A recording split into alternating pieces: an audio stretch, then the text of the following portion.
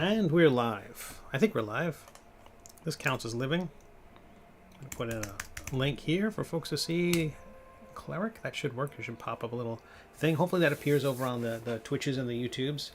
That link, Prayer's Handbook, it's at the bottom of the screen here as well. That's a link to the upcoming campaign of mine, which will launch next week. Right now the plan is to launch it on Wednesday. I know. A December campaign? Isn't that crazy? I want to still give it the full 30 days, so that means it's going to launch on the 6th, and it won't end until the 2024. I have no idea what'll happen. I just really want this project done and out the door. But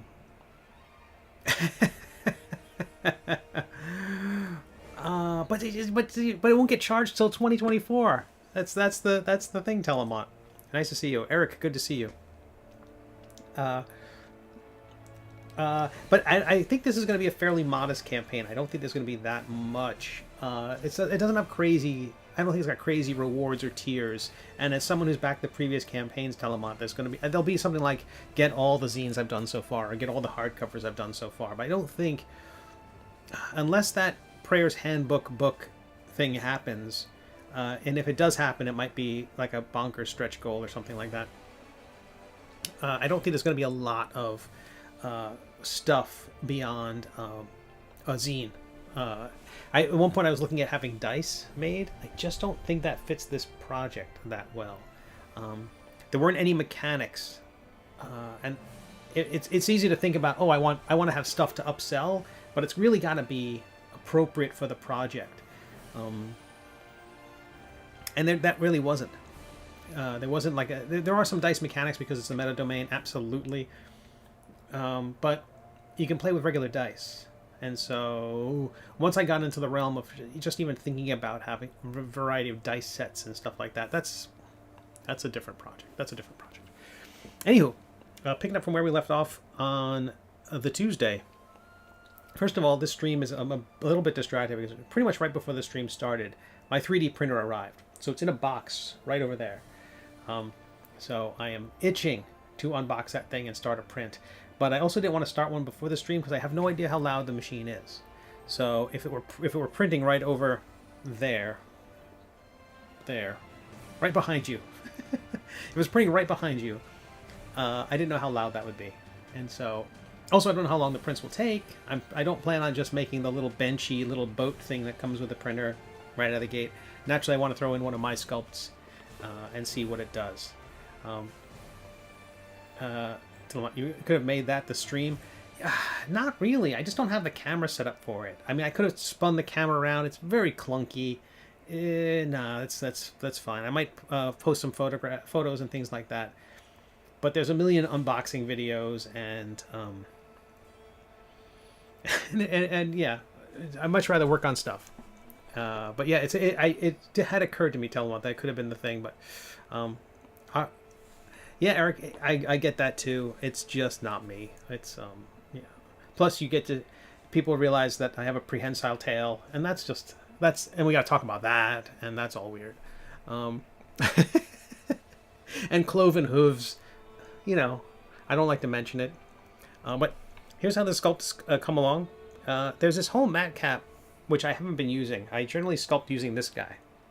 I like this because you can see imperfections really easily, and I have a lot of those. So this is the tone at which I usually sculpt everything, and I do like this for sculpting. But for presentation, there's this matte cap, which is default with Nomad, which I really like. I think it feels more like resin and feels more like what you might get when you print this thing using a light gray plastic or resin.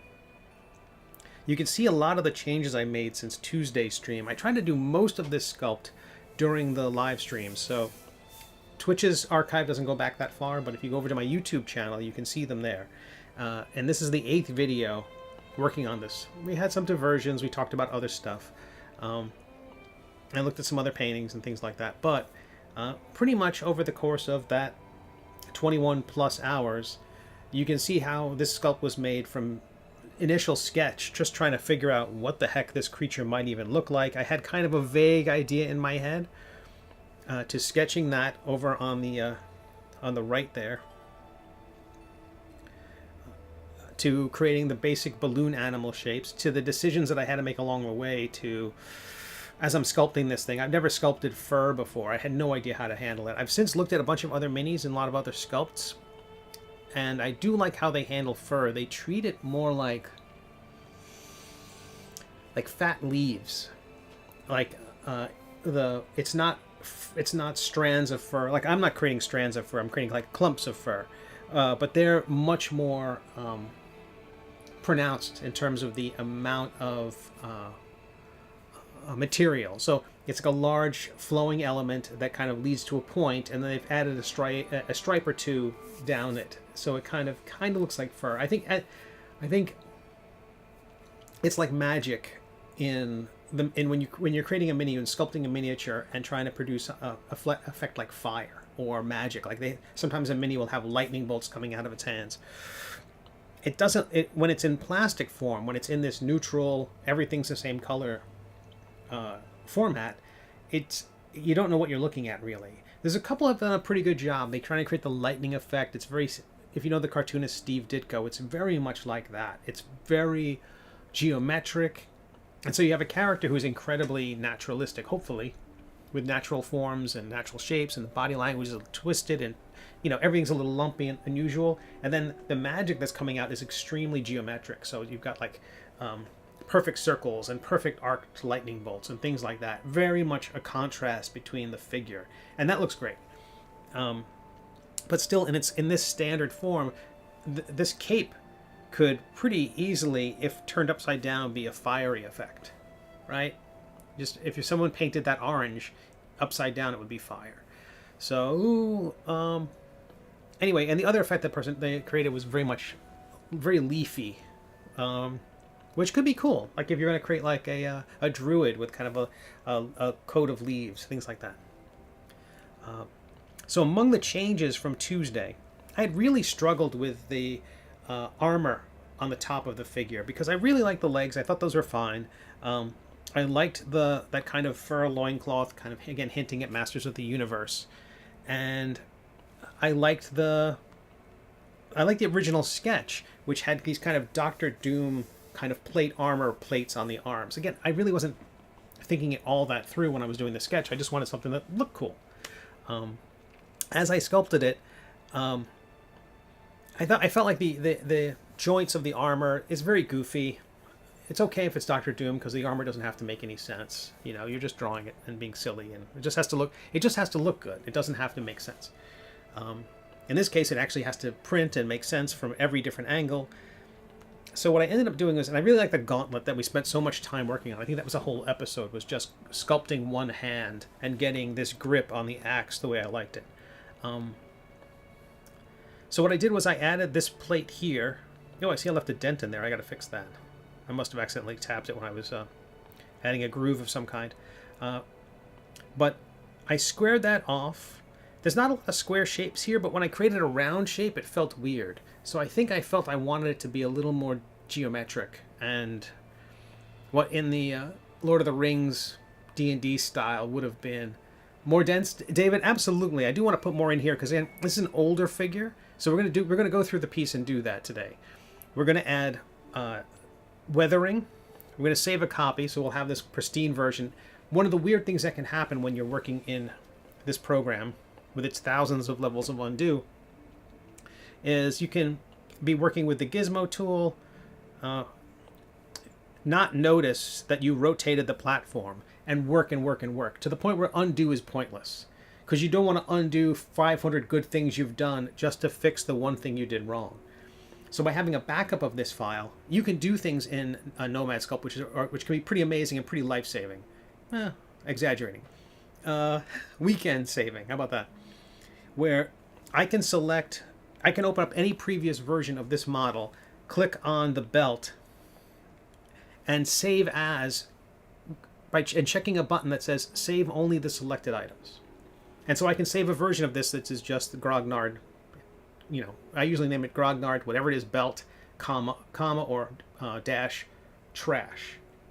And then I save that, and then I can open up this file again and import that, and it will slap it back right in the position it was before, any of the previous backups. So those previous backups are clones, which we can harvest for organs. Is that a nice way to put it? That's the nicest way to put it, I think. So in the previous version you saw on Tuesday, it had a V-shaped plate on the chest, which kind of looked all right. Originally I was trying to give it sort of the I thought about the Martian Manhunter or He-Man or Skeletor crossed bands, like the belts that hold the shoulders, the shoulder pieces in place, things like that. And Skeletor's got the skull with the crossbones in it, which lent itself very much to this piece. But the more I work with that V shape, I just didn't like it, and I felt like, as I tried to add things like a chainmail texture or the scale mail texture to the chest, let me select something else so the gizmo's not in the way. As I was adding the scale mail texture to the chest, I was like, it was so complicated. The chest piece wasn't showing enough of the scale mail to give you a sense of what it was. So then I decided to just go with a kind of collar.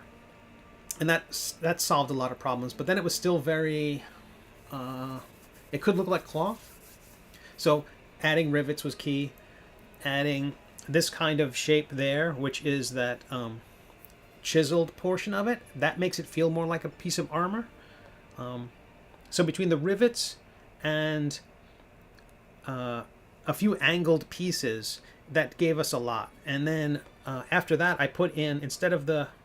Okay, I'm gonna do some multiple undos here just to make sure I haven't mucked this thing up. I'm gonna go to our normal mat cap to make it a little bit easier to see. So those belts, I decided instead of angling toward each other to angle them out. So they're a little bit like suspenders. Again, this is a grognard. It's meant to be an older figure, an older character, and suspenders kind of, that makes me giggle. And so it's something also attaches the armor. And so then I did something simple, like the bit of belt that kind of loops over with some rivets, some circular rings to hold it together. They also served a function, which if I can select that and hide it, there's a section, that's where the scale mail texture doesn't line up. So I basically frisketed it off, if you know the airbrushing term, or used an alpha channel in a Photoshop way. In this case, I made a selection. I used a selection mask. Masked off an area so that when I applied this scale texture, it did not go beyond the belt. And then I inverted the selection, and then did the other side, and then used the belt to hide the area that they get sutured together. In the end, I added this ring here, which is basically just meant to hide the fact that this is one separate piece. And I kind of kept that. I liked this part. Was very silly to have a Skull's character, but very, very large muscles. That's Skeletor. It's very dumb. The whole idea that there's no flesh on the face, or the Red Skull, it's really silly. But that's just made it funnier to me. And so I added rivets everywhere. I'll be adding more dents, as David puts it. So good to see you, David.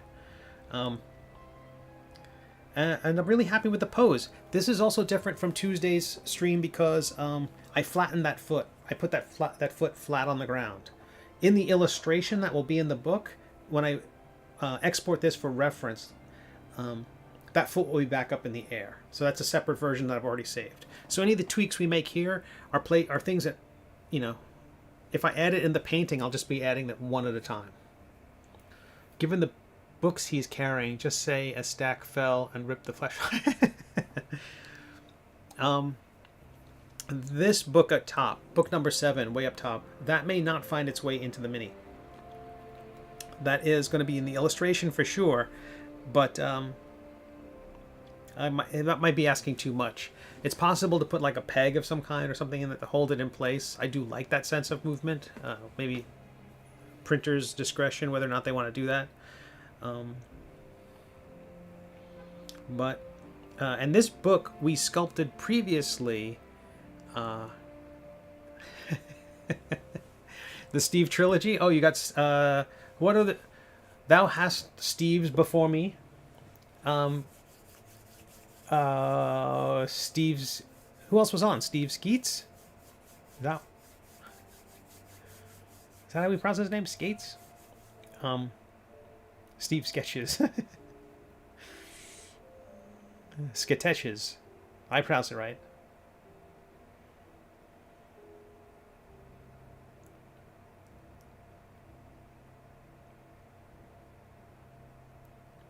Got. Uh, just print it separately, and people can always just glue it on top. That's what I thought. That's what I thought. But this book we printed separately. This was reference for another illustration. Steve Naharian art. Oh, that's awesome. Najarian? I'm not sure how to pronounce that.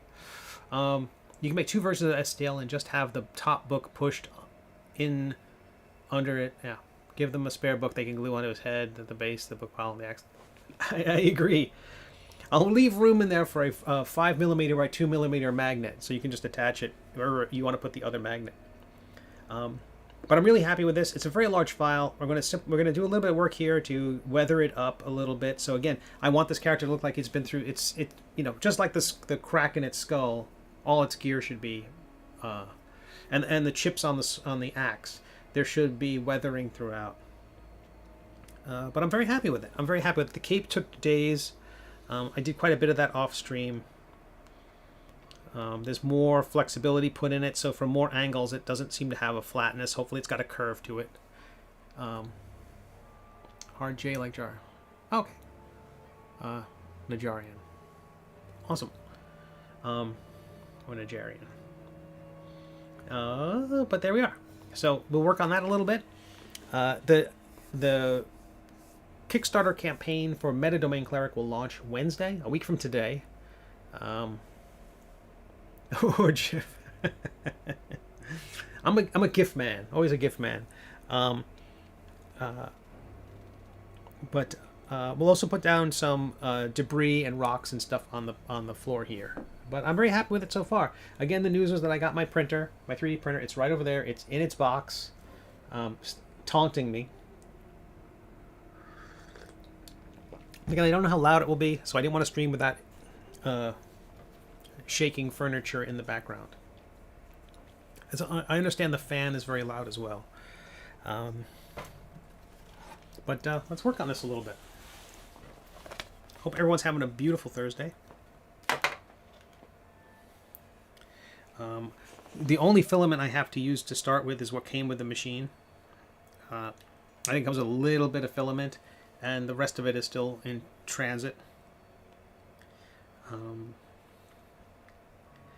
But maybe the most impressive part of the whole thing is I actually have room for it, and I've got like storage of books. I've got like fulfillment, storage of minis, which takes up too much room. I need to have a minis sale.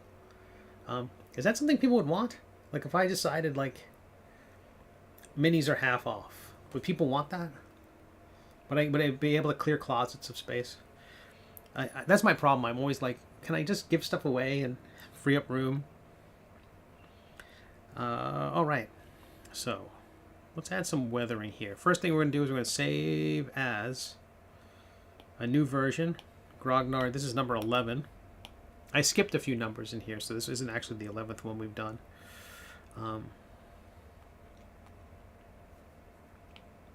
And for this, I use the trim tool and often the lasso tool. Something very interesting about this version of Nomad Sculpt, as they continue to improve it, if I use the line tool for trimming something, even if it's something small, in this document it will crash. It will shut the app down.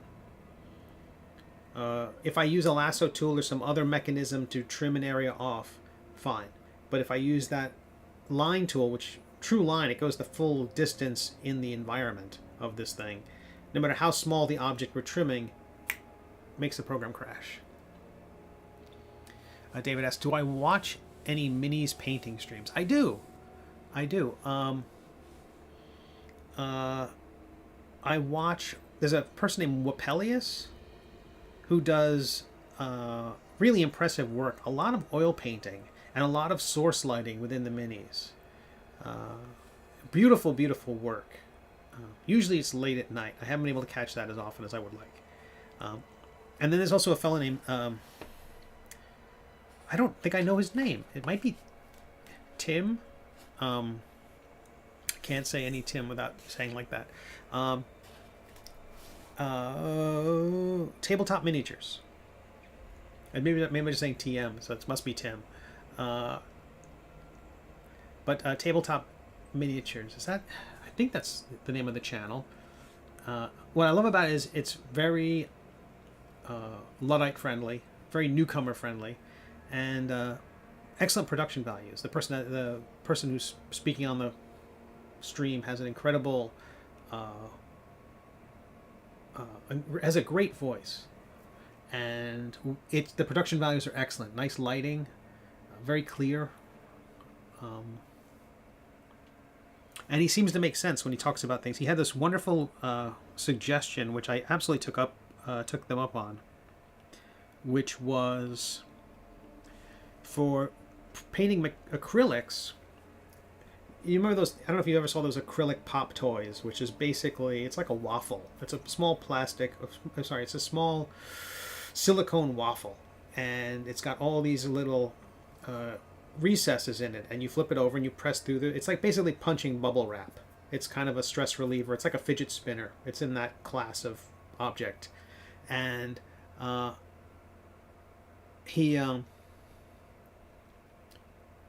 the idea is that it's all these recesses, and if you put your acrylic paints in there, it's silicone, so they'll come right out, and because you just turn it over and pop it out, and the acrylic, once it's solidified, just pops right out. It's the easiest thing in the world to clean up. The trick is now, whether it's because of him or because of other people, finding white ones. They're almost always a rainbow color or some bright color, which makes it very difficult to use as a painting palette. But he's absolutely right. If an artist's supply place made these, they would charge $10 for them or $20 for them. If you had a table full of them at PAX Unplugged this weekend and sold them as, simple paint palettes or the ultimate paint palette, you could charge $20 a piece, but they're $1 at most. Incredibly functional, wonderful little things to use. David says we're talking about mini painting streams. The only one I ever watch is Reaper, who would surely want their own minis. But if you found someone else to send a complimentary set to that will paint them when you run a mini sale, you win.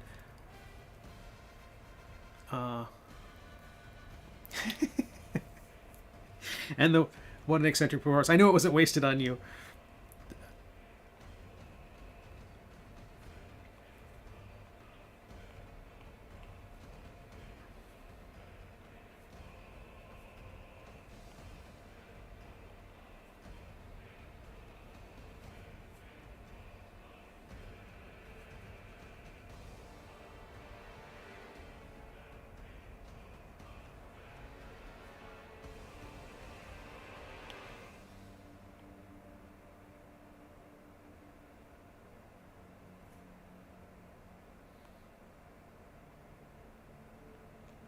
And so I can show folks what I did to make this texture. I went into Adobe Illustrator, put on the spinning minis here for a moment. I think this will flip our camera a bit here. Apologize for that. I gotta go over here. This is why I put that up, because it's like I knew I was going to be fishing through my computer for this. I made that in Adobe Illustrator. I think Illustrator. Maybe Photoshop? Yeah, actually it was Photoshop. And so I made one pattern, one of those, and then repeated them. And then when I got them, I had to rearrange them until I can get them so that they would repeat. And set that up. And then I use that as a stamp tool. The idea with the stamping tool in Nomad Sculpt is it's very much like what would be a bump map in old school 3D modeling programs where you would apply this normally back in the day. You would apply this to an object in a 3D environment, and it would treat anything that's very light colored as an elevation, and anything dark colored as a recess. With, I think, the 50% gray mark as being the flat surface. So if it was all gray and it had round black circles on it, the shape would look like a golf ball. Or if it's irregular circles, it might look like an orange or something like that with little pits. And then you could also make a spiked mace if you had, like, let's say it's all gray and then has a few radial fills to white, because it would just come up to a point. So in this case, I made that thinking that I could then press that on the surface and everything light would pop forward and anything dark would push back. So each one of those should be at an angle. I did that and then brushed that onto, using the stamp tool,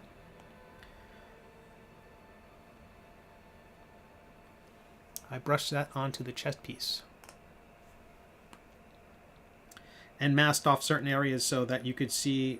Well, actually, because the trouble with this is this program, Nomad Sculpt, doesn't really have a wrapping function. You can't take a object and say, take this texture and wrap it around the whole thing, repeating it or whatever it has to do. If it does, for all I know, an upgrade overnight added that feature, but I don't believe there's a way to do that.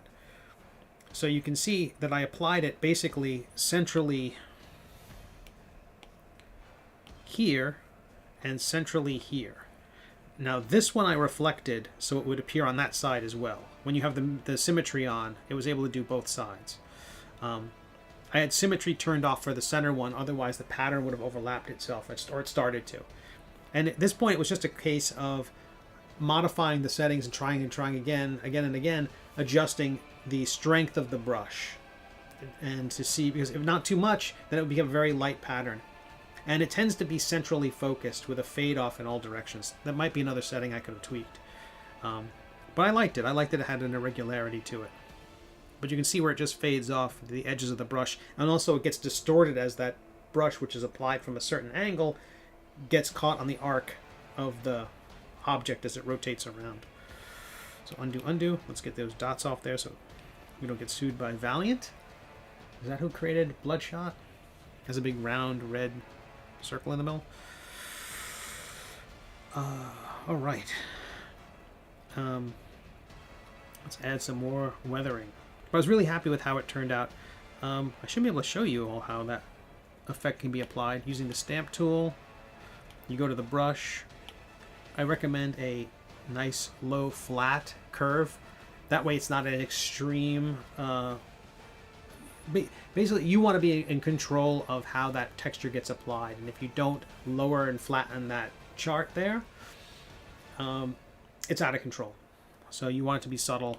With the alpha channel here, I'll choose the scale mail, and that is recess, so it's doing the inverse effect. So I'm gonna hit sub, and you change the angle you want it to face. You change the scale of it by dragging.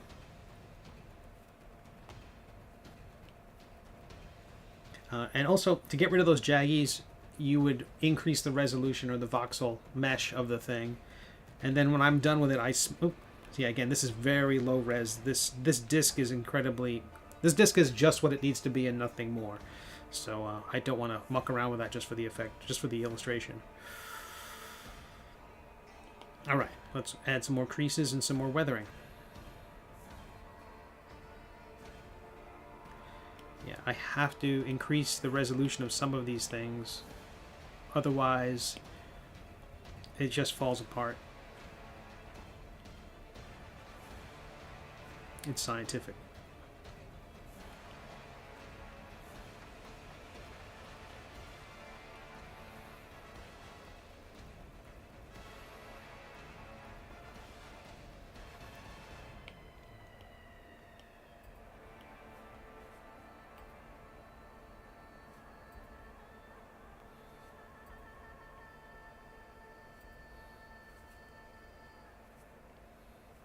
So next time I stream here, I should have a printout of this guy, my own. It is interesting. There's a streamer on YouTube. They may be on Twitch as well, but I know Cave knows them. Fat Dragon Games, and they produce a lot of FDM, like the filament printers, not the resin printers, the other kind, the PLA ABS kind. And they have a channel where they show off some of the models that they sculpt. They sculpt them with FDM printing in mind.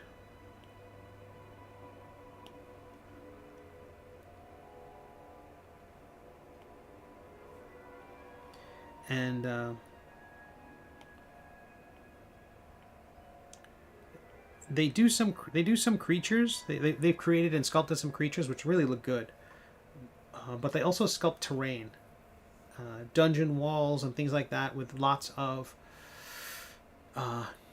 mechanisms for connecting them together, and also good trap mechanisms. So like if your players are going through this actual dungeon that you've printed out and painted, and they hit some sort of, they get to some part in the dungeon, you swap out one of the walls with the trap, and then suddenly they've built all these different traps where, you know, blades come out and spinning things and oozes and stuff. It's really cool. His name is Tom, good guy, and he knows a ton about FDM printing. And I was watching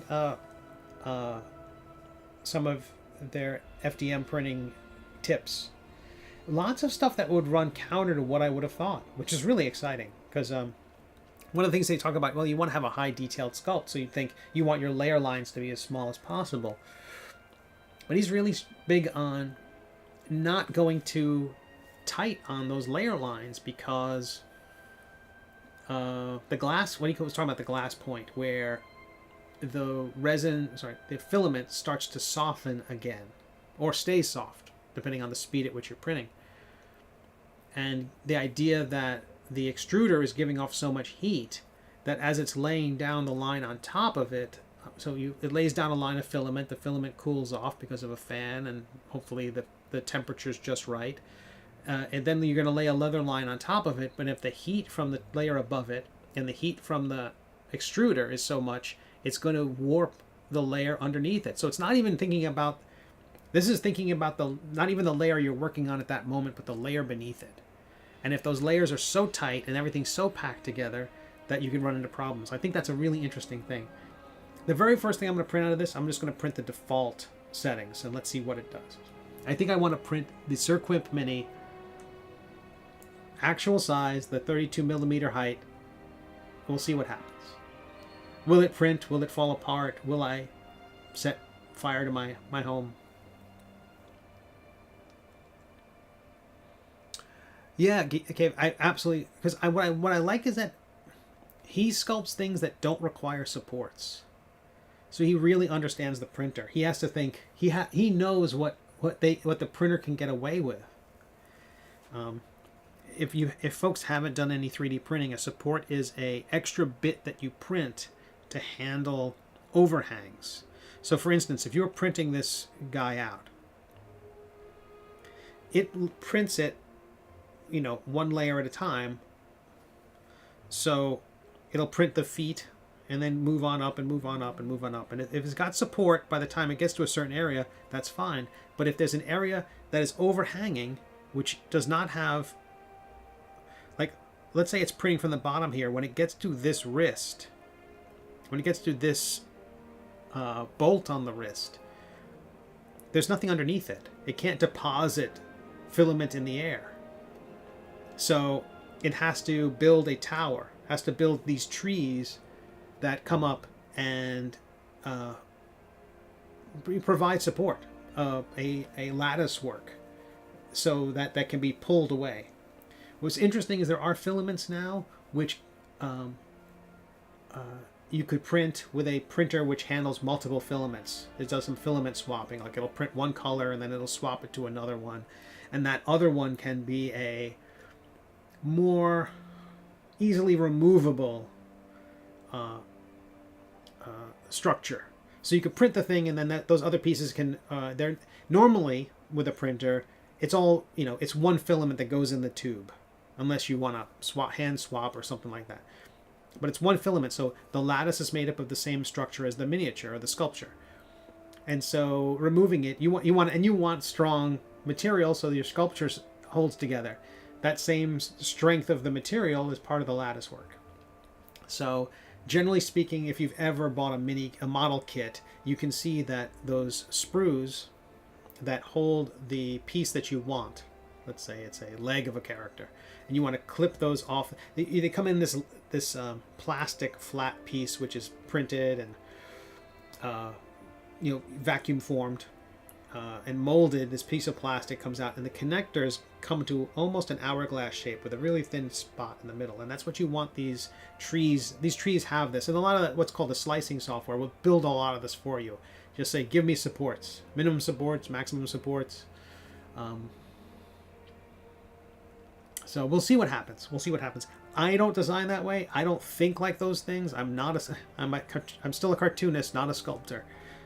So I'm just trying to make characters that look good, and me not know how 3D printing works. But I'm getting there. And this will help. I had a 3D printer in the past.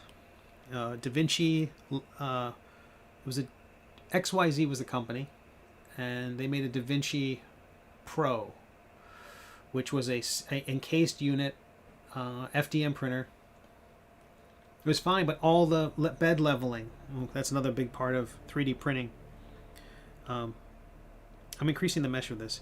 A big part of 3D printing is the bed leveling, because when it starts putting plastic down on this tray, as it starts building up the base here and the feet, you want to have that bed flat, so that as the print head is moving around, it's not going to suddenly ding into the floor of the bed of the model. It has to assume everything is evenly, that all of the horizontal planes are starting on the same footing. And the XYZ had manual bed leveling, which was me going through, and it would run a test. It would take its point. It would go to various points, and then it would tell me, okay, this one has to be up 3 turns of the screw that holds that corner of the bed up, and those kind of adjustments. All 3D printing needs this, whether you're doing resin printing or not. The bed, the thing that the minis is attached to, has to be flat. That's my understanding.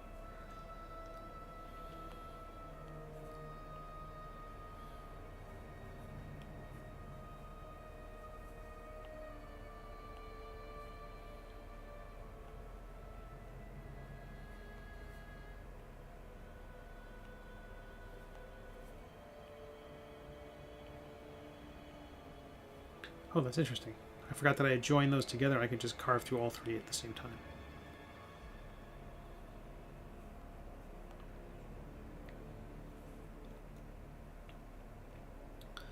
But next week's Kickstarter will launch the meta domain, prayershandbook.com.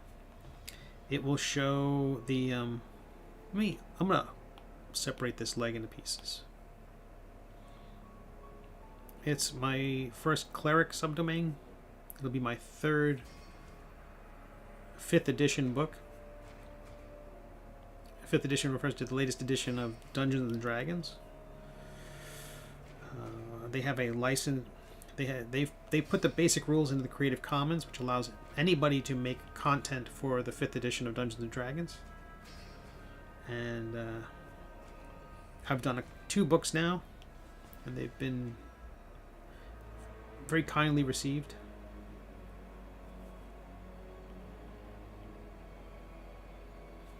And my next one will be about clerics, and it is the weirdest one I've done so far. People who play a lot of D&D really seem to be excited for it.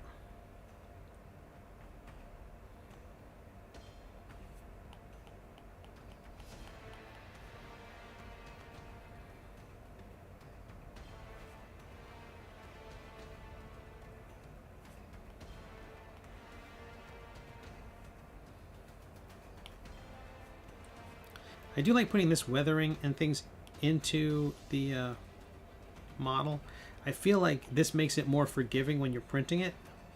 Like if there's a little bit of oddness to something, especially when creating undead characters, it's like their skin is mottled and it's all torn apart and the cape is ripped and everything. Like if a little bit is torn off when you're removing the supports, that's kind of fine. That looks appropriate.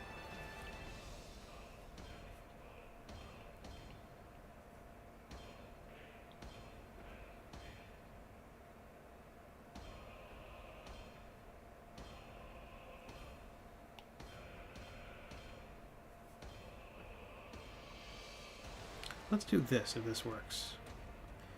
If I instance the book and then reset the book,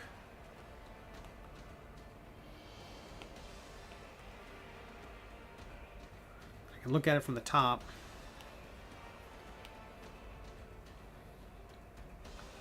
I'm using the crease tool. Where are you?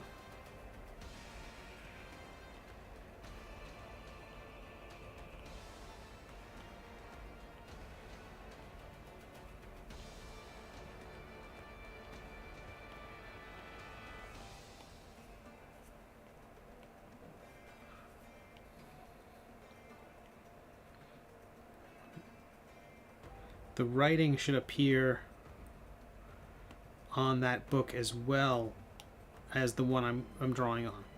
These two files are connected to one another. Files is the wrong word. These two elements, this model of the book and the one I instanced, they're called instanced. That's their relationship. So as I make changes to one, apart from things like location, these changes get applied to the other book as well.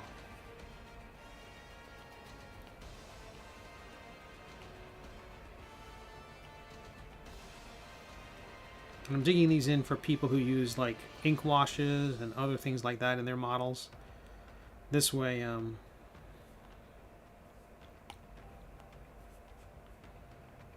the ink will just settle into these shapes, and hopefully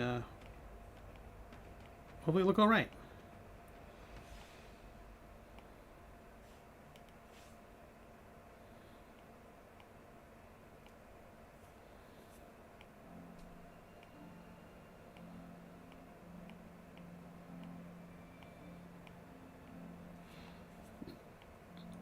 So during the holidays, David was talking a bit about holiday stuff yesterday on his stream. During the holidays this year,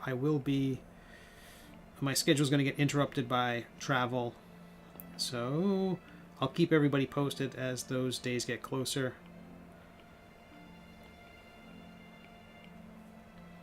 I am excited for the Kickstarter that launches next week. I think it's going to be a lot of fun.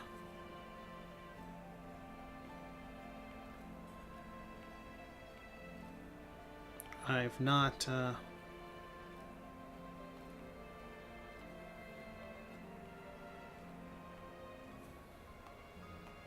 not the best D20 I've ever drawn. Let's try that again.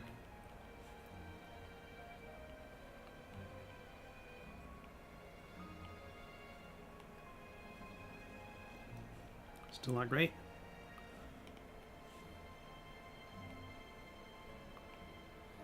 I was excited to see that was it D&D Beyond just announced that they were incorporating like the Dungeon Dudes Drakkenheim setting into their platform. So they are bringing in content from other creators, which is interesting. I don't know if they're ever going to let small potatoes like myself add to their system.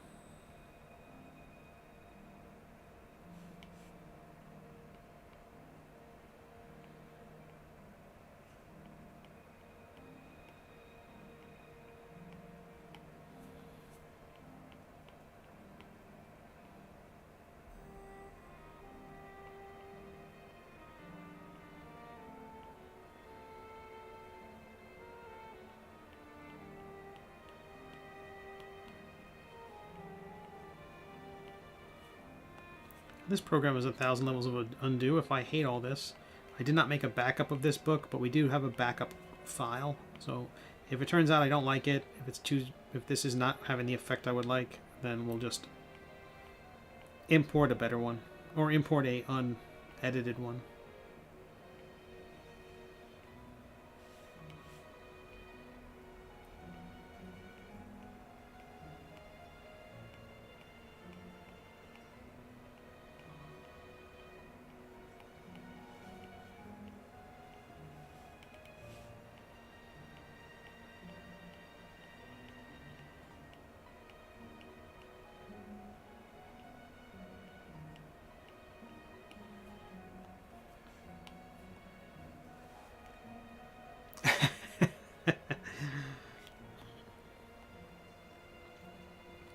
But think about the views.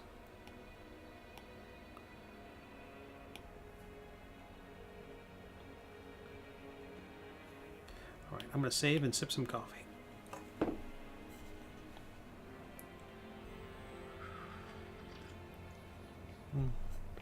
How we doing?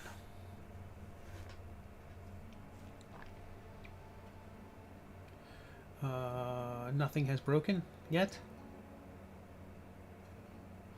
Nothing is broken yet. But I've also watched some other. David was asking about mini streams to watch. I think Monument Hobbies, who make acrylic paints. I don't know if they make other paints as well, but Monument Hobbies has a channel, and they'll often paint things live, which is fun to watch.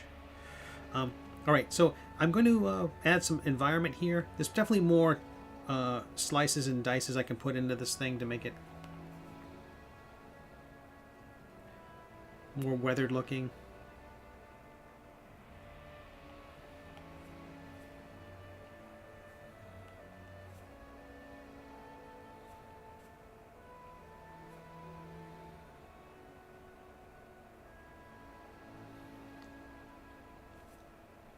This is one of the reasons to do it was that divot from before. Yeah, buff that out first. And I will add a intended crease.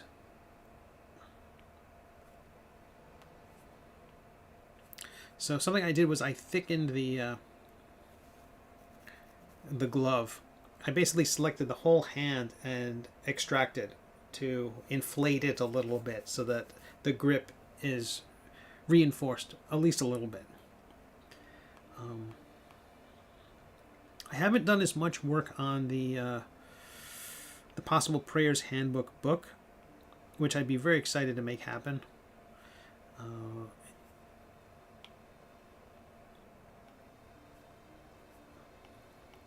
And I'm not talking about the actual zines or hardcovers of it, but a book box, a 3D printed book box, which would hold the zines that I've made. I'm going to print that over the weekend. I created a simple mock-up. I think I showed it during the last stream, but I can show it again here. I'm going to save this file and open up that over in Shaper 3D, which I do like as a kind of simple CAD program. It does a lot of the stuff that Nomad Sculpt can't do, but it has a $25 a month subscription fee, which I don't like. They had a discount for Black Friday, so it was $20 a month. So still not great. But the pro version they have, the one that with all those features, $25 a month, Cave. It is available for iPad, Macs, and Windows, and the files port over from one to the other. But yeah, if you are a student, or an educator, you can get the pro version for free, which fine. But yeah, but $25 a month, not so great. I don't know why all these companies feel this way like they can do that. Like a full-on a full-on AAA video game is $70, and you own it, and these guys want $25 a month. Oh.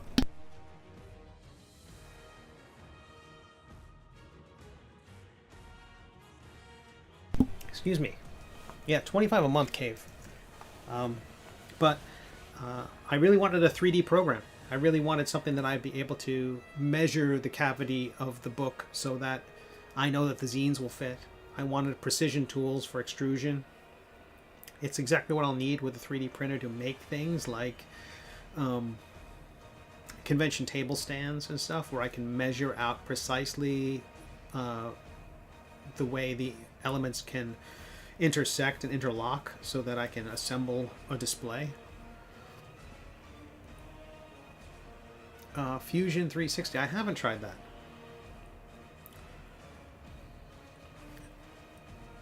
I'll give that a try. Shaper 3D has a 14-day trial, so if I don't like it in this amount of time, Autodesk? I thought all of Autodesk's stuff was incredibly expensive, but I'll give it a whirl. Fusion 360.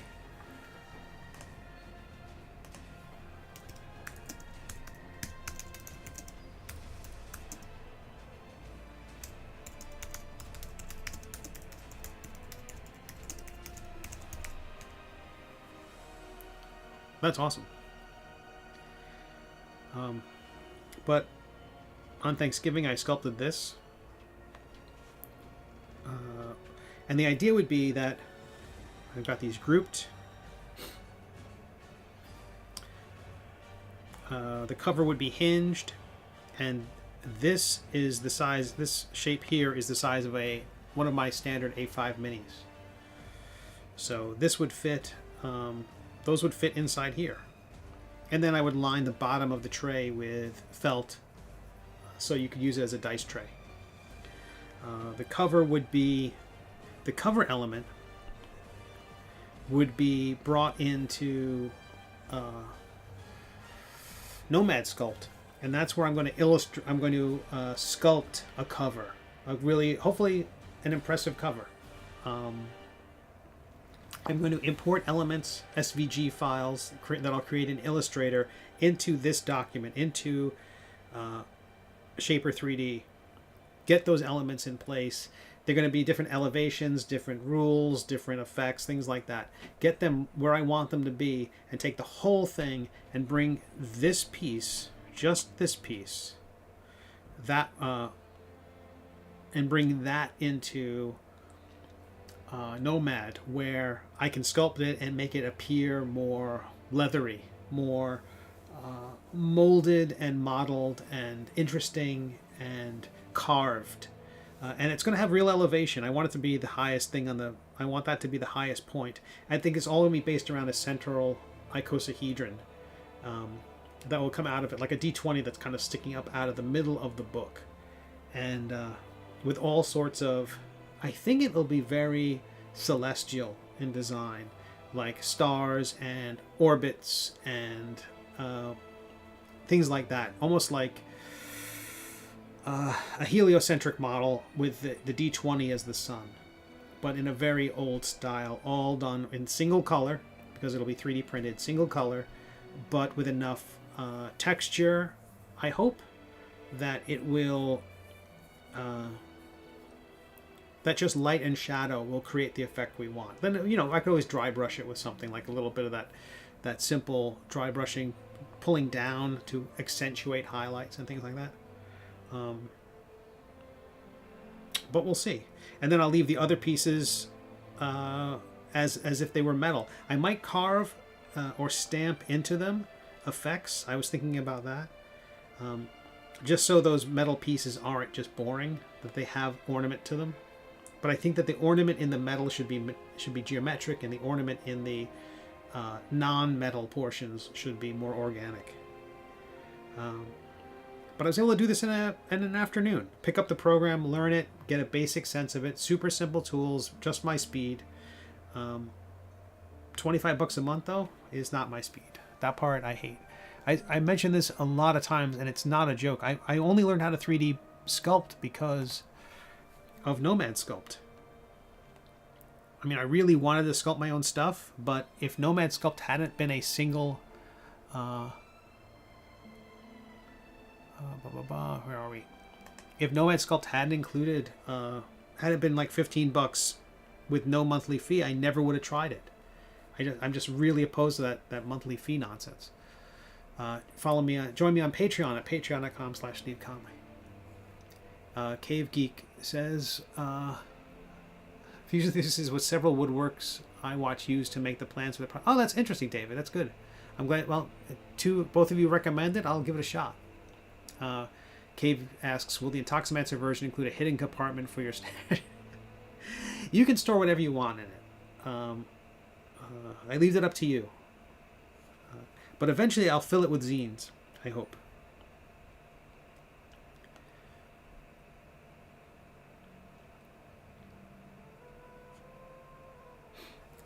But it's 5 o'clock. I've been streaming for about an hour. I need to take a quick break here. I hear one of my cats howling. I will be right back.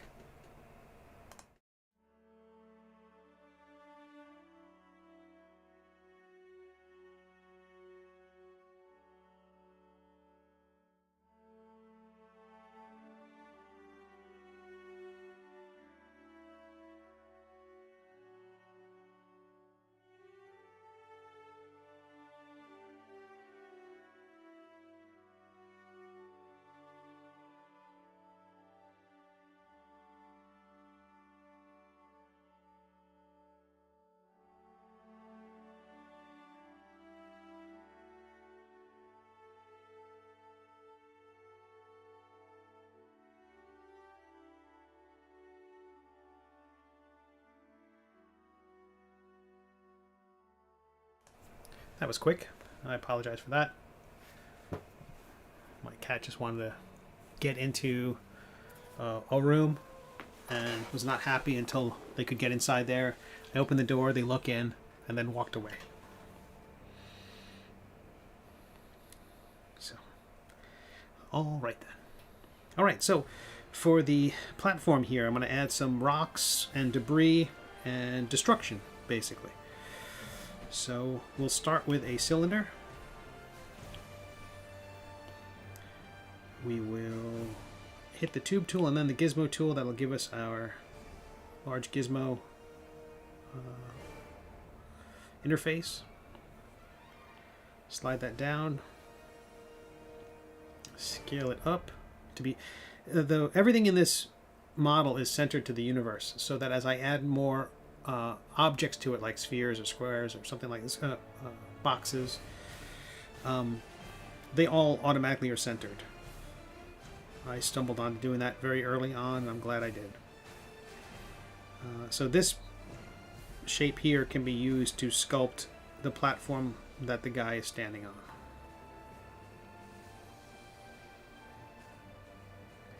And so I will increase the topology. I will validate it. That turns it from a geometric shape into something that we can sculpt on. And I'm going to clone it. So we have the original one here. And I'll turn that one invisible. So all our work will be on the new copy we just made. And I'll remesh this nice and high. Keep sharp edges, sure. And I'm just going to take the clay tool and we're just going to sculpt in garbage. It's just stuff on the ground here. I think we can... Oh, symmetry's on. I want to turn that off. Sorry. In the past, I've put cobblestones and things like that, but I think in this case, just uneven terrain and rocks and things like that on the ground will be fine.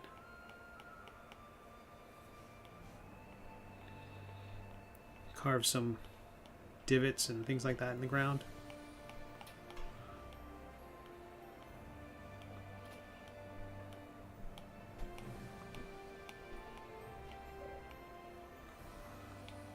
Take the smooth tool here and smooth it all out.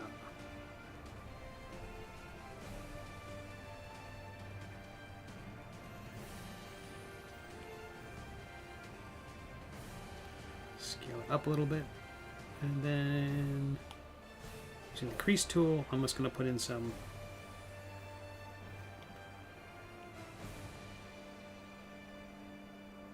I don't know what I'm doing. I'm just randomly slicing into this thing.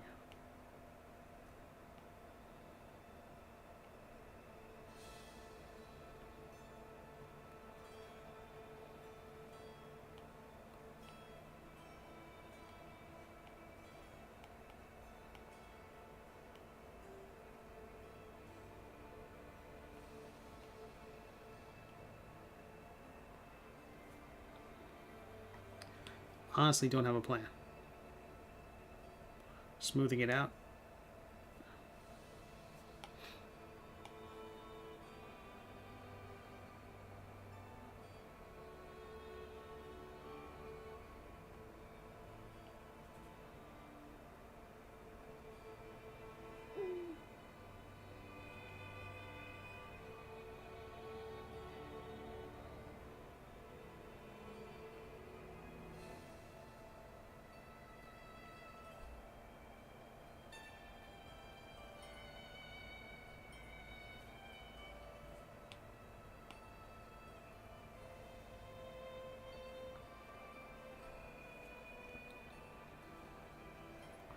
Let's try this.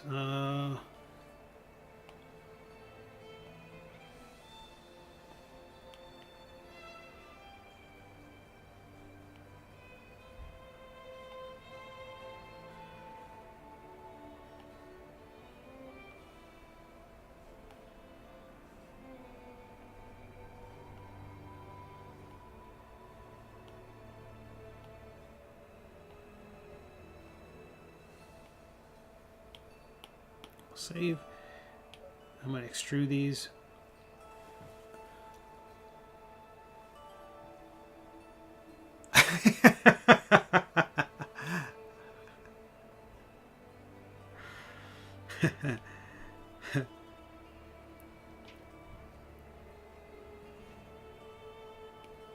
Well, I appreciate that, Cave.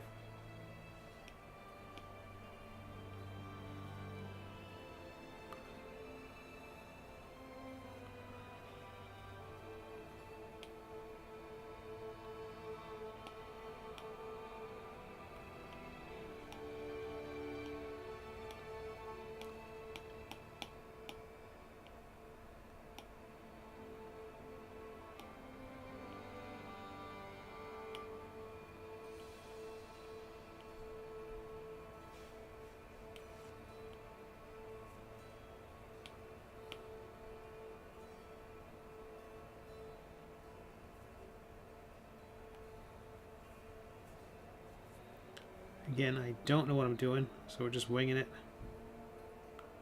Actually, let me go take a step back here. I'm going to unseparate those. And while they're all still grouped, I'm just going to smooth them out.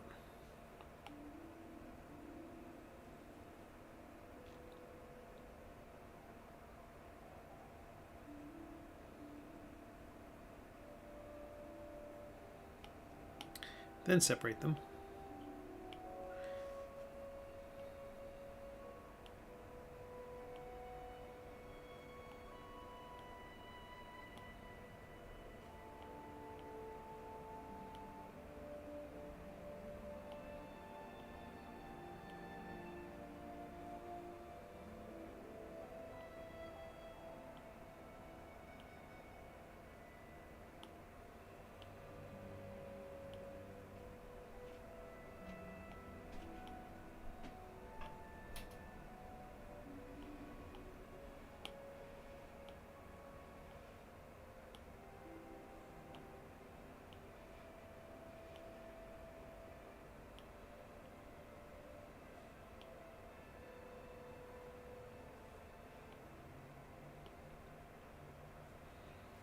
Delete some of the smaller ones. Enlarge some of the others.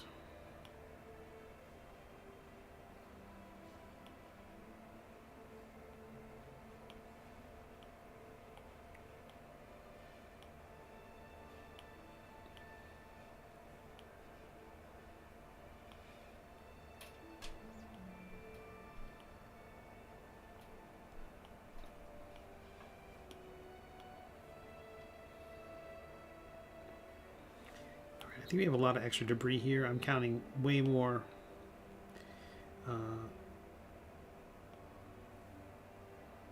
I'm seeing a lot more rocks. Or I'm seeing a lot more items here. 27 items are listed in this. And I'm not seeing 27.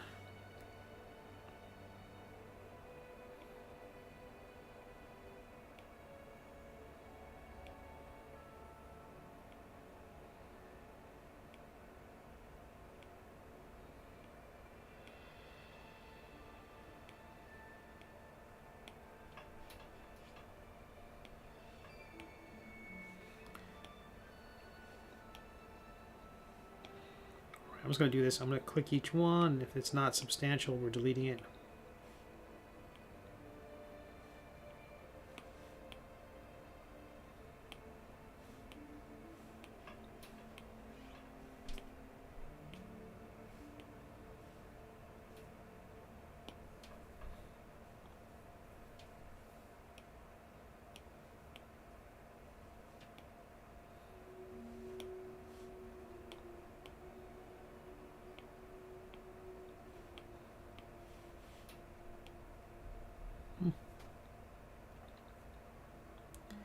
Seems off, but I'm fine with it.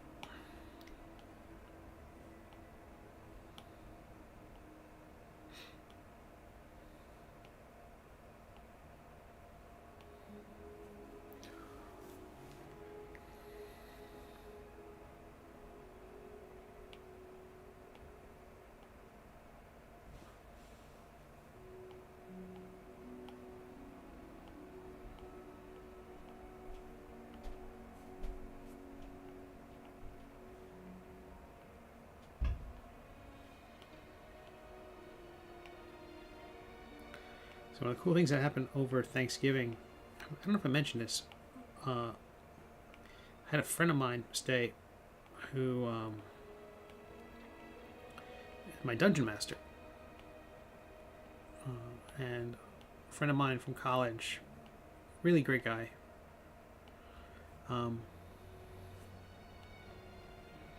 He backed that new Dark Tower Kickstarter, and for folks who don't know what Dark Tower is, it was a tabletop game, a computerized tabletop game from my youth, like in the 80s, and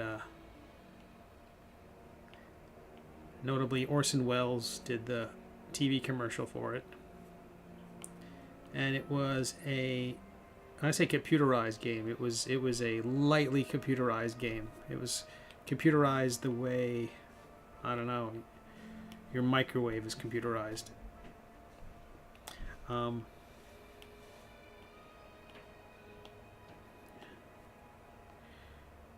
It is not all that computerized. Maybe computerized the way your house thermostat might be computerized. With, apologies to engineers of house thermostats. It is it's a tower that sits in the middle of a board, and you play the board game, and you're basically all playing against the machine, playing against the tower. And the tower would, at the end of each turn, you would end the round by, or at the end of a turn, you would do something interacting with the software of the tower, and the tower would do things like light up, or spin, or spit out skulls, or whatever it was inside the device. And someone updated it with all new tech and tons of wonderful sculpts and a beautiful board and an app, so that you have your tablet with you while you're playing.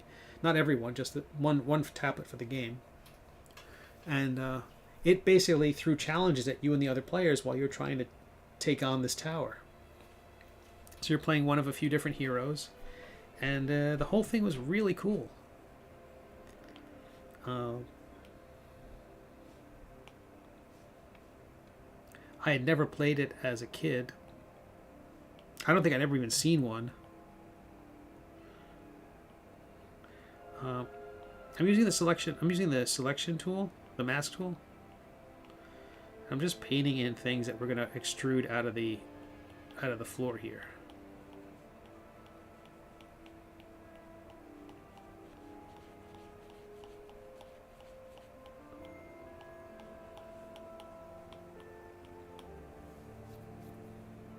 not sure if how this will work. I've never done anything like this in particular, but let's see what happens.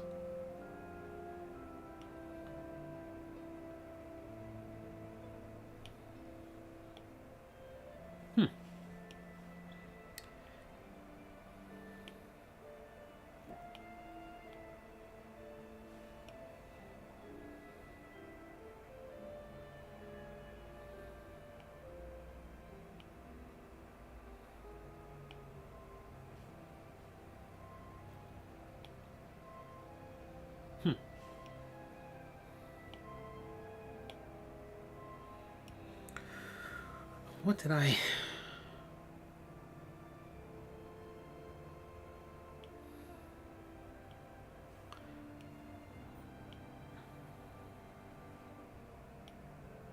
There we go. Uniform thickness was the thing I wanted to uncheck, because what it was doing, it was elevating everything to the darkest point. All the points, all the different things were popping out of the ground were elevated to the same height, and I wanted something a bit more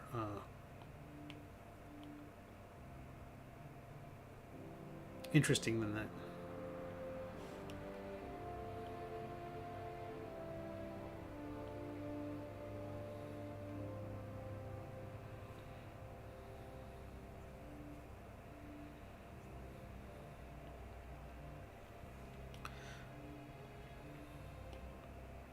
So I'm going to voxel remesh those together and then separate them. See, oh, no junk. We'll hit the top part with a little smoothing.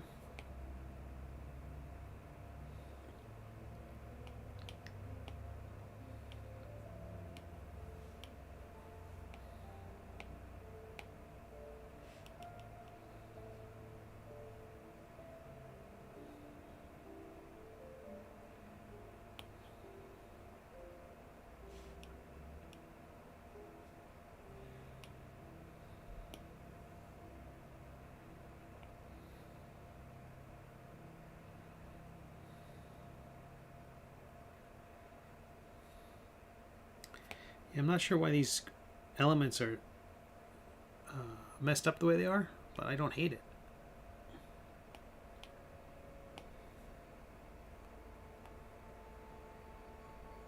Oh, I think there was maybe a cavity there.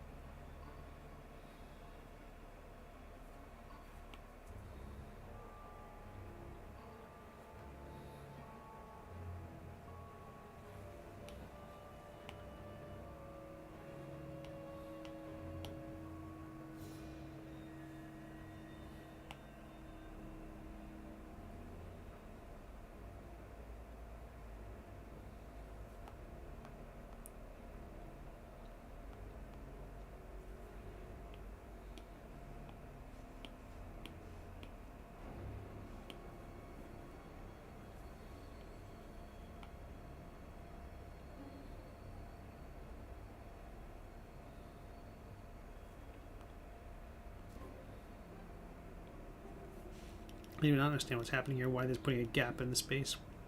So I'm just going to go back and export it one more time. Or extrude it one more time, excuse me.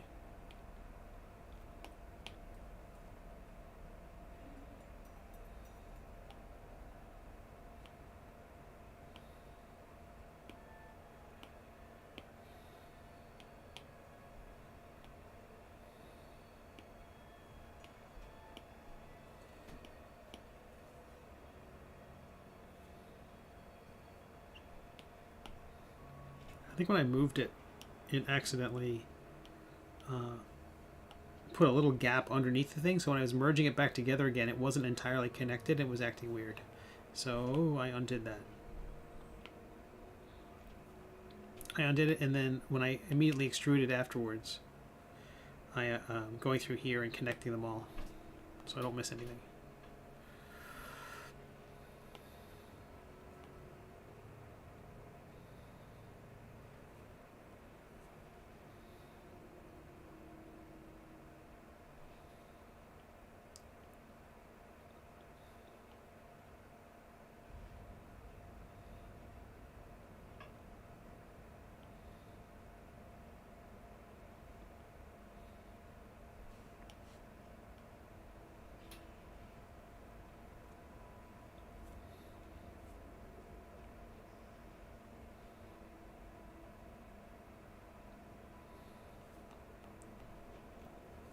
So for all the stones that are sticking out underneath, I'm going to, the rocks, I'm going to join them all together, save, because when I start erasing things or trimming things in this, it's when it crashes. So far it's only crashed with the line tool, hasn't crashed with the rectangle tool yet, so I feel pretty safe that was going to work.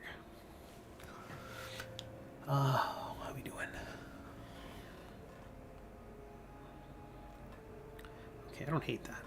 So I'm going to merge those two together.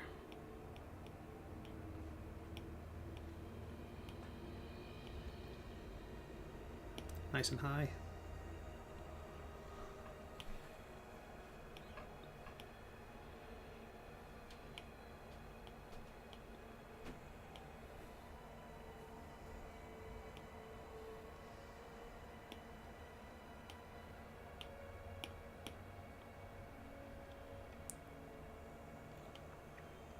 So I'm just going to remesh it now and keep where the two objects intersect. That should clean up the edges and allow me to place it on the platform below, nice and centered.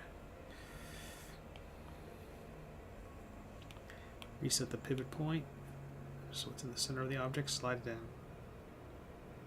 What happened there? Oh, there. That's amazing.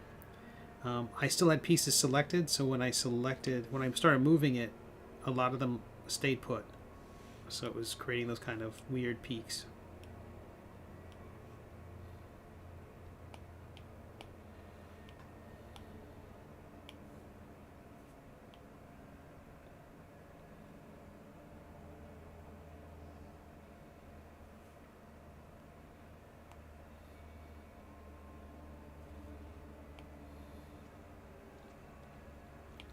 Trim tool again with a rectangle. The idea is to make sure that we can see we don't want it coming out the bottom.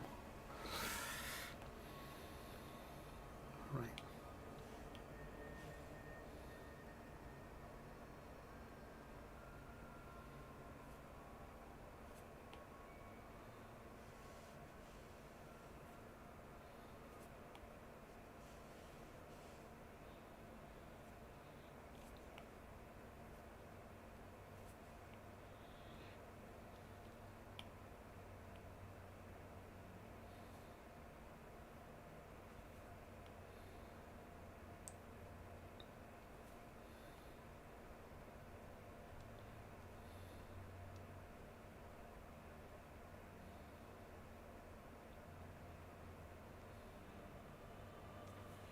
Right.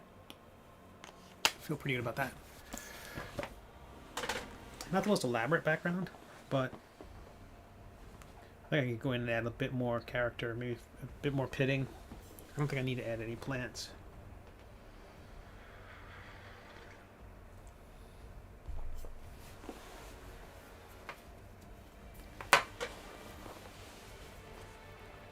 So I'm going to select this and upscale it a little bit, increase the resolution.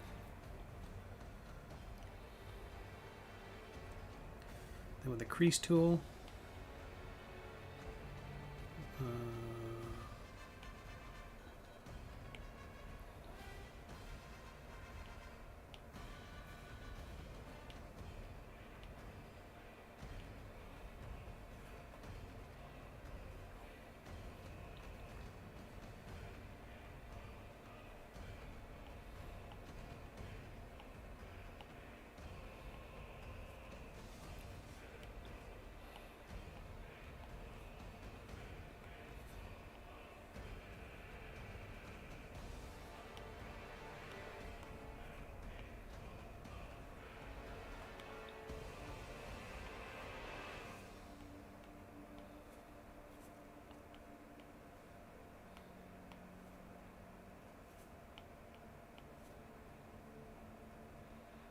think some of those dots there are from mirroring.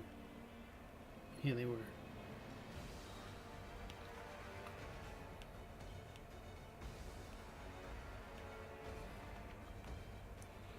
I had mirroring turned on, so as I was adding cuts and marks to some of these stones, it was adding extra marks elsewhere in the document.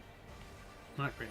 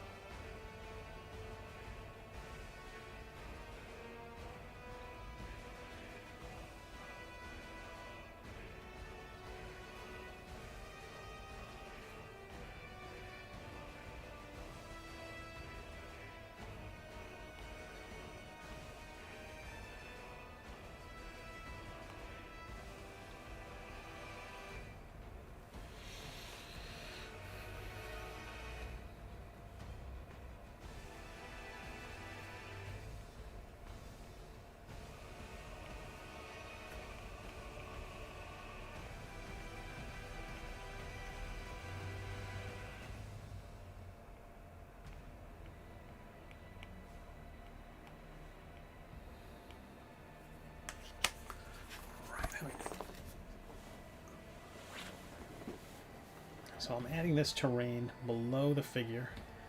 Not sure if I'm sold on it or not.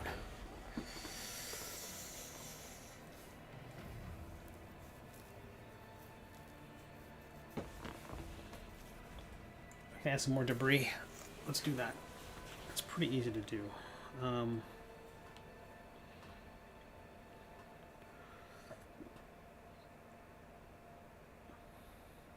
Take the selection, the mask tool here. I'm going to turn off that lazy rope stabilizer. If I can find where that's located.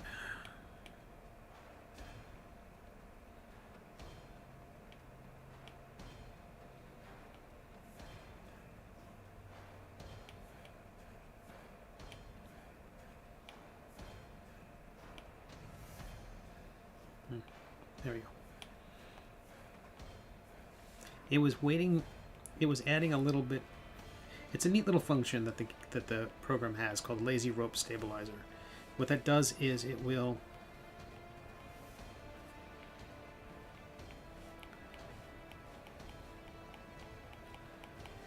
add a little delay to your line, and then we'll drag it along from point to point. It kind of adds it's a very heavy smoothing effect, which is, I guess, neat, but I don't need it.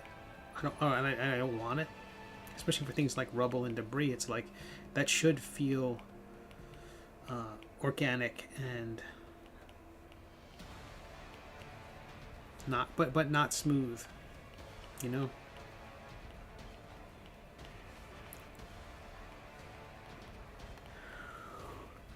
Oh heavens.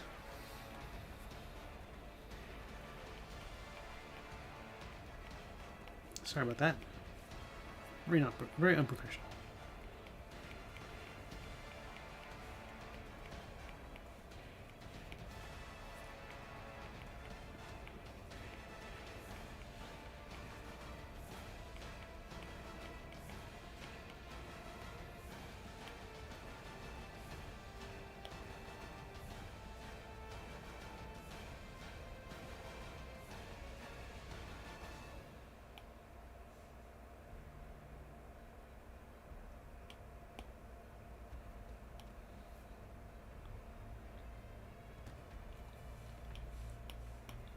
So I used a light gray, or a heavy gray brush, not pure black, and just painted in little rocks, little dots, and then extruded those with soften on, so I added a little dome to the top of them. So kind of like adding sprinkles, but that has been added.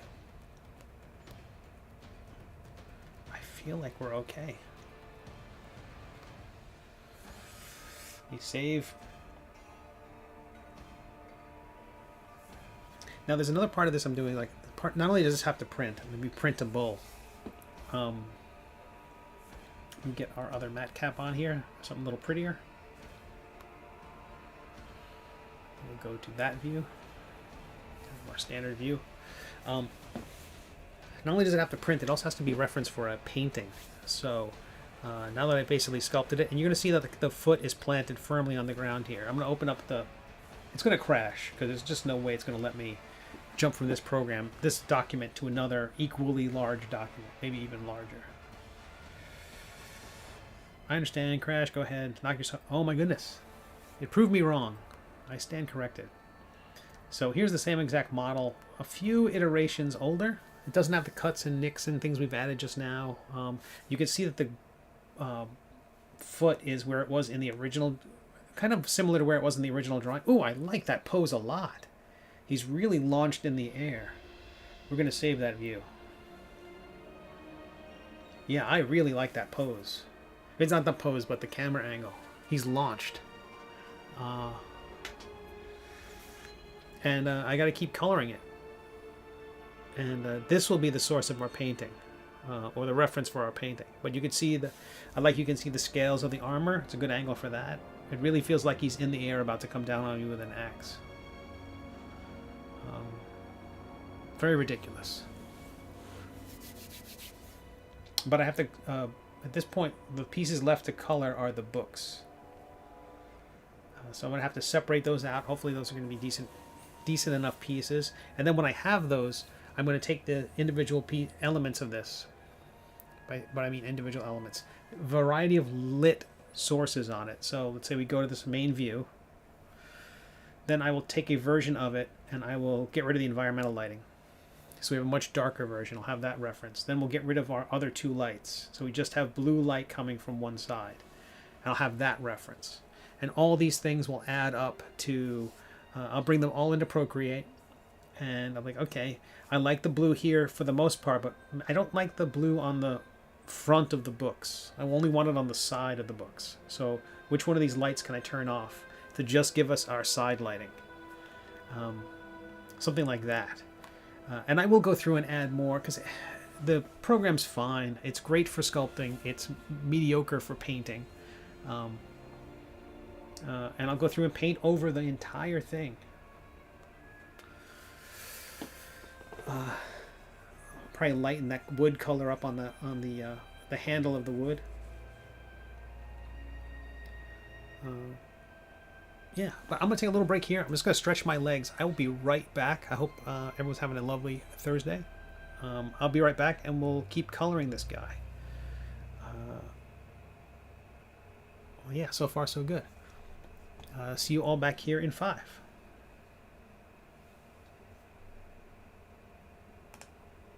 Nope, that's not it. There it is.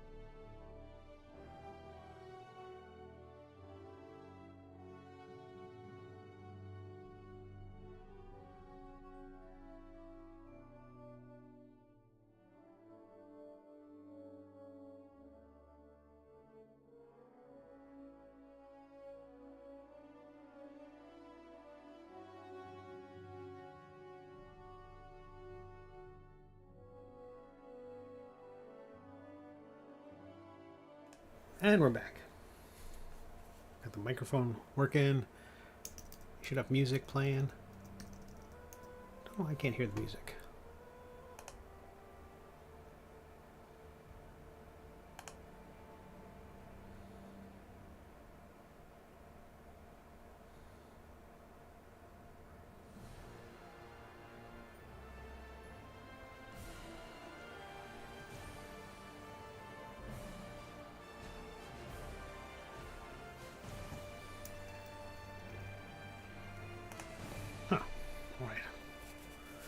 All right, so we're going to keep coloring this character. We're coloring this inside Nomad Sculpt so that we have it as reference for a painting. I'm going to turn off our lighting for the moment.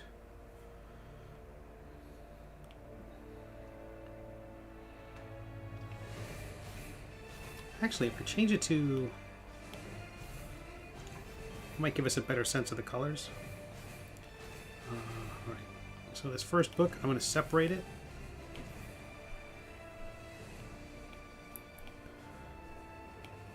I'm going to change... I want to do this. All the book... before I separate it. All the books are going to have the same color paper inside them. So kind of a yellow... well, kind of a... like a very light brown. Like a yellowed paper, but it's really kind of a light brown. Let me go back to our regular lighting so I can maybe see this a bit better. Not great. Try down here.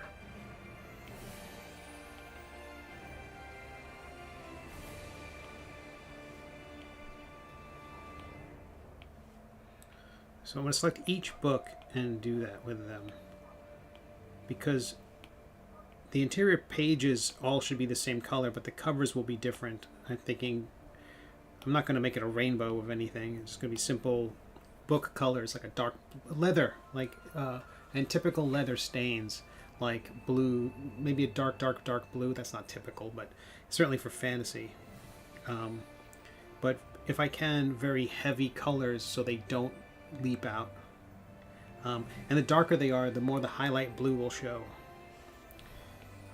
Alright, so let's take the first book and we'll hit separate. Grab the cover if I can. And we'll...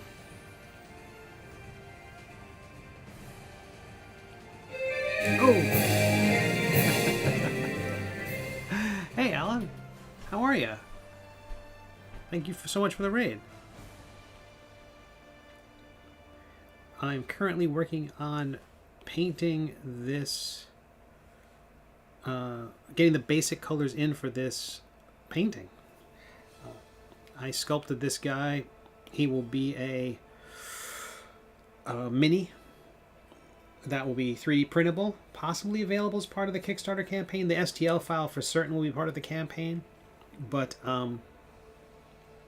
it might be a manufactured miniature as well. The miniature has a base that it will be sitting on, and that forward foot will be flat. But I want to use this as reference for a painting for inside the book, and so I kind of stumbled onto this camera angle where it really looks like he's launched into the air, about to come down on you with an axe. And I'm just coloring the books now. I hope you had a good stream. Everyone should follow Alan. Alan does amazing artwork, all with ballpoint. And he often shares pieces over on... oh, I don't want the mask. He often shares pieces over on the Discord. And they're awesome.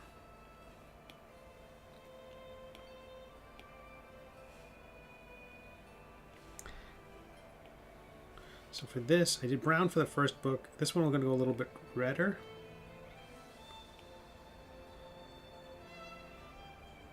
Kind of a muted red color. Now this particular book is interesting because it's got metal pieces to it. And those metal pieces are, because I sculpted it differently. This was sculpted in Shaper 3D. And I don't want to, actually I don't want to muck around with those metal pieces just yet, because that's the only book I think here with metal clasps. Maybe? So I'll do the other books first.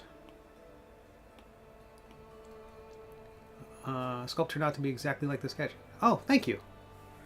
Thank you so much. Yeah, I was really surprised. I made a lot of some weird decisions along the way, like I totally changed the chess piece. Once I gave this guy the pro wrestler belt, the big fat belt, it changed how I was going to do the chest of the character, and I made a bunch of other little changes. Like in the sketch, he had full plate armor going down the arms, very Doctor Doom. And at some point, I was thinking more like Skeletor, which is sillier to me. The idea that you've got a skull face and you're have all the muscles in the world. That's sillier. But I still like that. I spent so much time sculpting the gauntlets that I decided to give kind of longer arm bracers that would be part of the glove. And so that's how that went. And the cape turned out pretty good. I never sculpted fur before. I didn't really know what I was doing. I sculpted that loincloth first, and that turned out pretty well. So I thought I'll do the same thing with the cape. I seem to keep lucking out into how these things are coming together. I don't know how they're turning out halfway as good as they are. I'm going to go with a dark brown color, a dark green color. No, I don't want this to be too Christmassy. Let's go with the dark purple. That's the Warlock book or something.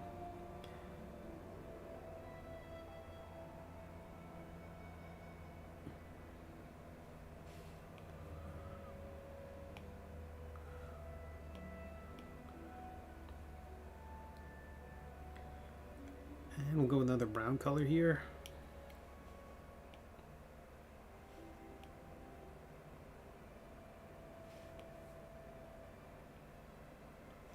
Yeah, I was really surprised at I was really happy with the sketch to begin with. The idea that carrying all those books and... Oh, I haven't separated. I was coloring the paper.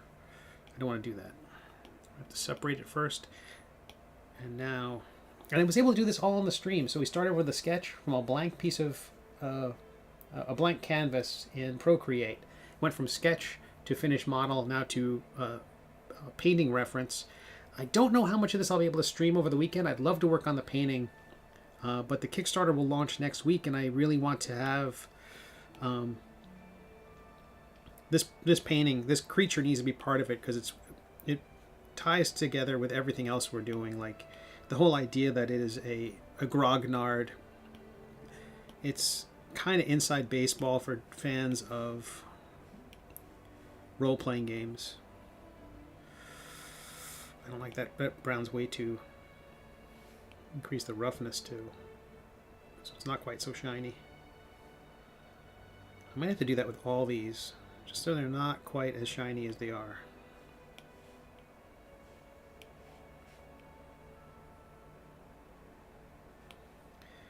I mean, I get to paint all that out if I don't like it, but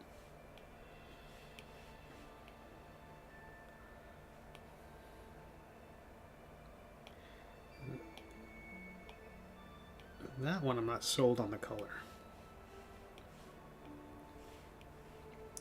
Let's go with just gray. Dark gray.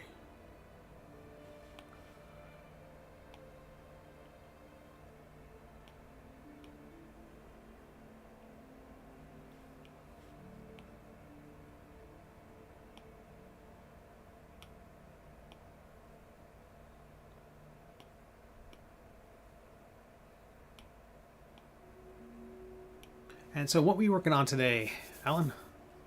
I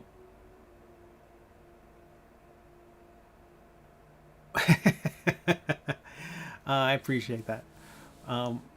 Even better than this. That's the... Oh, thanks so much. That was really important to me that it kept any of the energy. I feel like that's the key part of the sculpts that I'm doing is that I do that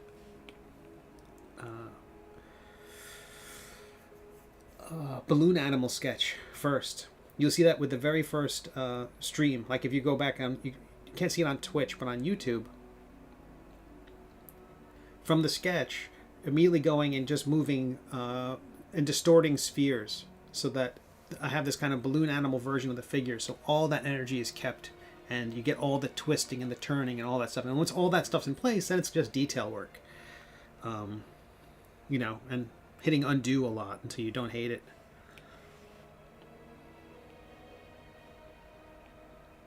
I'm gonna go with a deep red, but a kind of a dark grayish red. All right, now that guy, I see a bit of. Who are you? What is that? What the heck is that? What was that supposed to be connected to? I think that's just a stray. Oh! I know what that is. That's the other medallion. That's the other skull emblem that's buried back there. Oh. Goodbye.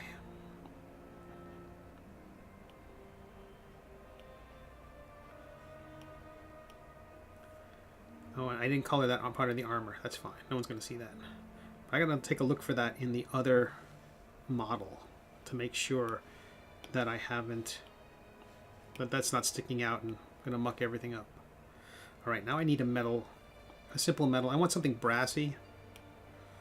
They have some built-in ones in the software.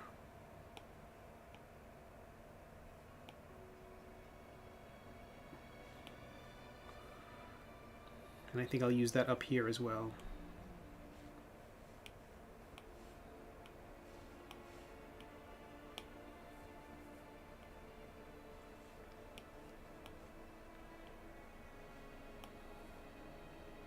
But Cave, David, if you're still here, thank you so much for the advice on the 3D software. Again, Shaper 3D has a 14-day trial, I think, so I can still get out of this.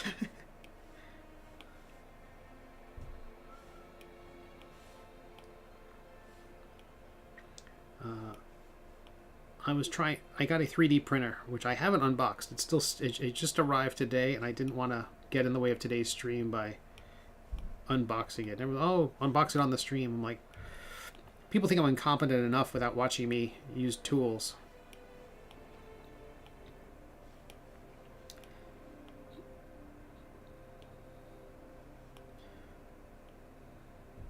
Plus, I'm not really set up for moving this camera around. Portraits of character from a French show. That's what you're working on today. Oh, cool. Yeah, I do appreciate that, Cave. I'm going to check it out.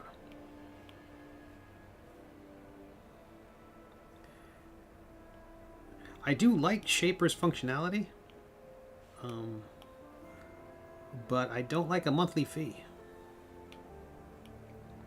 Well, sweet. So that's where we start the painting. Hit the view button. I like that angle. It's a lot of fun. I think it'll look good on the page in the book. It's way more aggressive and lively than I normally have in the book. I've usually got characters standing there because it's following the mini. It's basically, it's a sculpt that I usually paint. In this case, it's posed to match the energy of the illustration. Oh, that might be better because it'll show more cape and show more books. At least the spine of a few more books. Let's do that. I want to save another camera angle. So I can always jump back and forth. But the reason why I lock in a camera angle is because then I can export it with different lighting situations and always come back to the saved camera angle. Actually, tell you what, let me do this. I'm going to turn the reference off and then update that save. Whether you have your reference on or off is saved as part of the camera setting. So if I go back to the previous camera setting, that artwork will come back. If I come back to the new one I just saved with that turned off, it stays off. One thing I can do is I can put this in, I think I can make this environment visible in the background as a light glow. Maybe? Somewhere?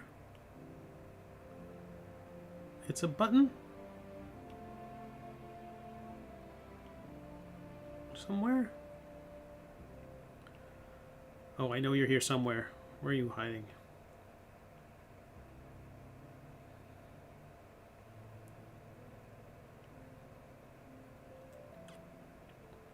I don't know what dithering does for our piece. Well, I know where it used to be. It used to be part of the environment thing. If I click it, does it show me? No.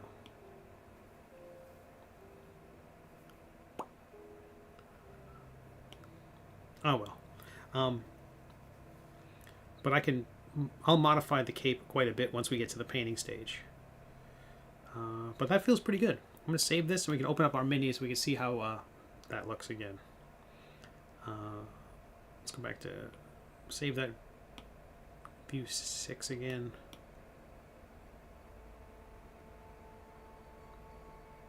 The only thing I don't like about this view is that the axe is pretty much creating a tangent with the top of the head.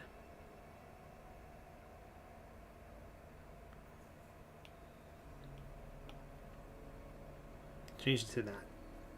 That's our view. That's more room. A little more clearance. I don't think I've got perspective on. Do I?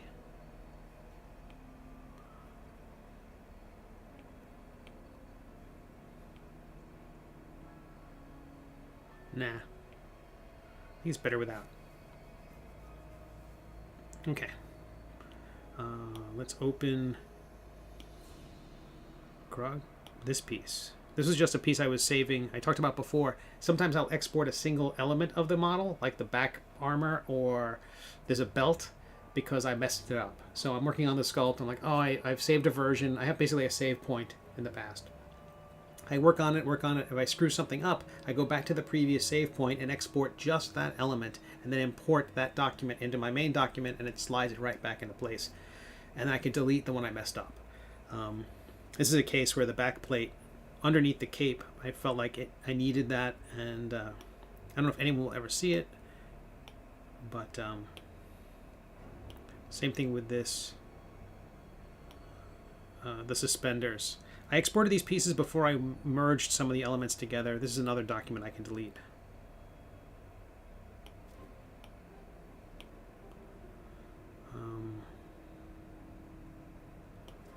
Grognard 11. This one, if it might crash, it was possible. These files are very big. But here we have, I think, the final model. I like that little bit of debris on the ground. I like that book on the ground. We added some runes to the book. Let's bring back our reference again so you can see the kind of before and after of it all. In this case, his foot is planted because the miniature has to have, structure and stand. It might be digging too far in. I might have to lift the whole thing up. I probably need to lift the whole thing up just a little bit. Let's do that. Which means, boy, these are complicated. And I will be spending time offline streamlining this figure a bit. Let's hide our background, our reference image for a moment. I'm going to use the select option to select everything. That selects everything that's visible. Turn those things on so I can see them. Grab our gizmo tool. And this is a fun cheat. I'm going to slide the gizmo tool. I'm adjusting the pivot point of the gizmo tool down. I lowered it down because normally if you zoom in, your gizmo tool is going to be way out of frame. So I moved it into frame so I can have it right there as I'm looking at this. I'm going to look at it from the front.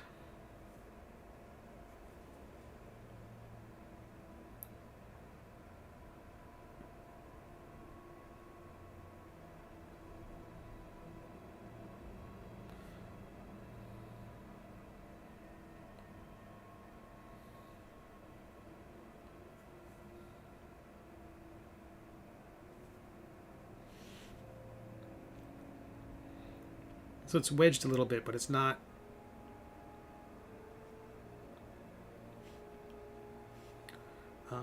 It's not completely embedded. Sweet.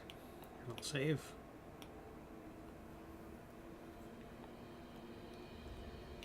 And I think I have enough cuts and grooves in this piece. Let me deselect some stuff here. There are some invisible elements I want to delete. the main one being the original chest piece. I wasn't comfortable with Dan. How are you? Nice to see you. I wasn't comfortable with the I kept experimenting with the design of the chest armor, and this particular piece I needed to delete. Some other things anywhere along the way I might have saved a version.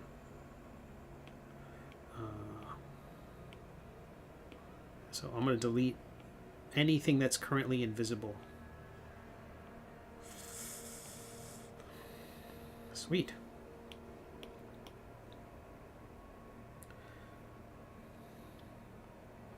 I feel like this needs remeshing. I'm going to trim that out with the lasso tool.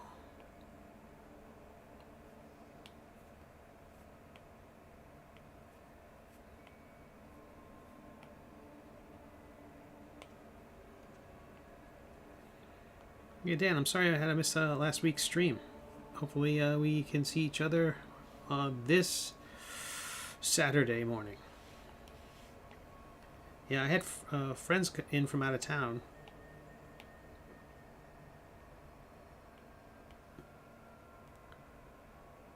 Rarely happens, but there we are.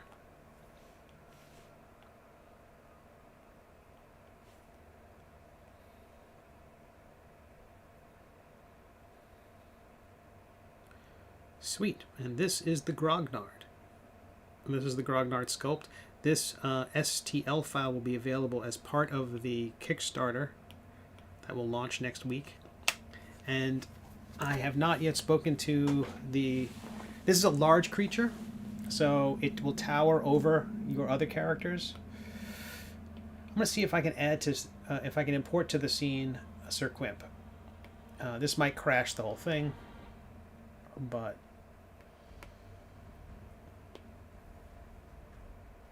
You can crash. Oh, you didn't crash. How about that?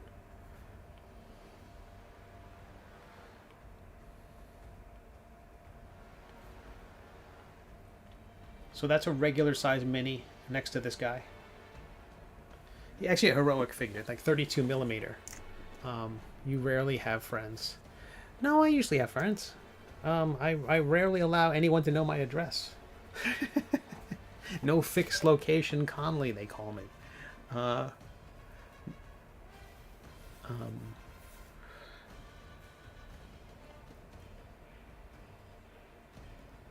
But that's a regular size mini compared to the mighty Grognard. I think that turned out all right. I still could add something to the top of that axe. We got time. We got time.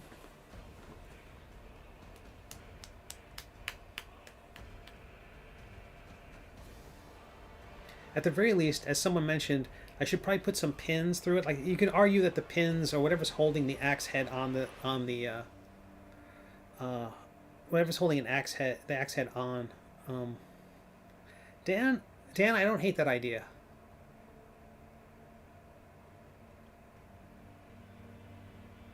I don't hate that idea at all.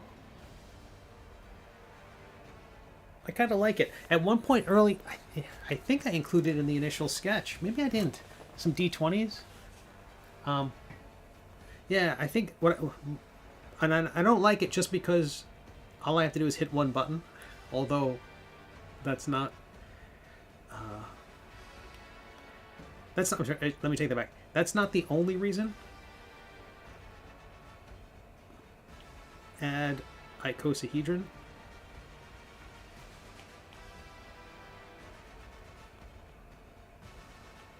Because this program has them built in. So for this, I want to be the front camera angle, just line things up. I have gotten way better with navigating through this 3D space and getting things where I need them to be.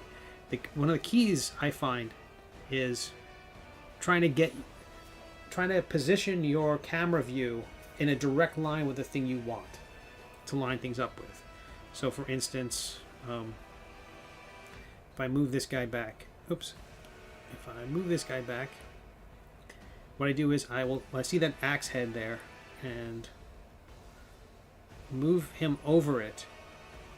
That puts me directly above where I need to go. Now all I have to do is adjust the pivot until this is a perfect crosshairs lining up what I want. Let me go further than that.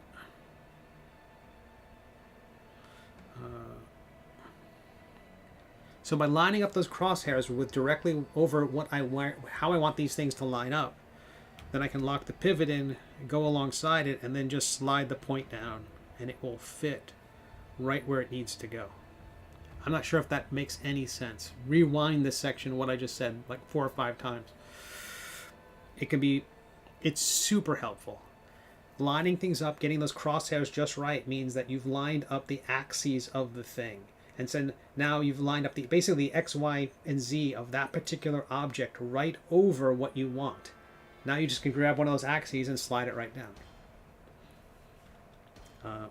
I wish that had occurred to me a year ago. It might be old hat for anyone who regularly 3D models, but as someone who is still a toddler in this world, a very old toddler.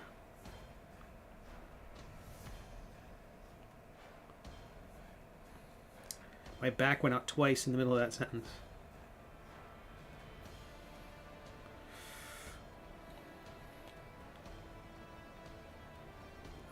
I'm going to remesh. I'm going to save.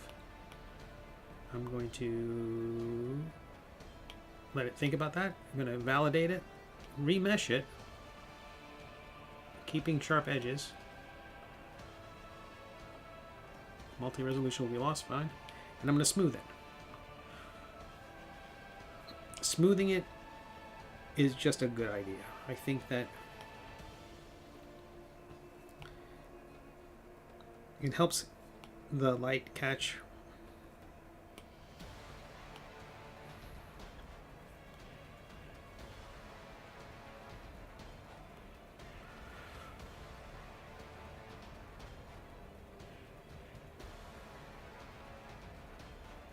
And I think we can call that done.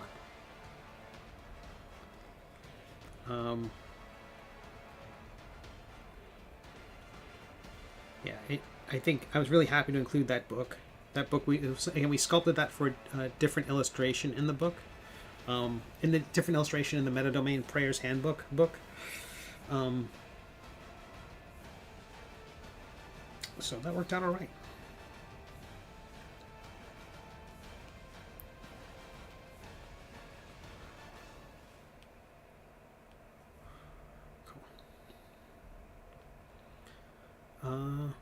Man. So the plan is, as I mentioned before to folks, my 3D printer arrived. And so it is in a box right over there. I decided I'm going to stream, I'm going to finish this guy. I'm not only going to finish this guy, but I'm going to finish the reference for the painting. And so that's what we'll do. I think you're going to see me maybe in a bonus stream this weekend, because I have to work on that painting. And I might as well share the process. So what I do is I take these, I sculpt something.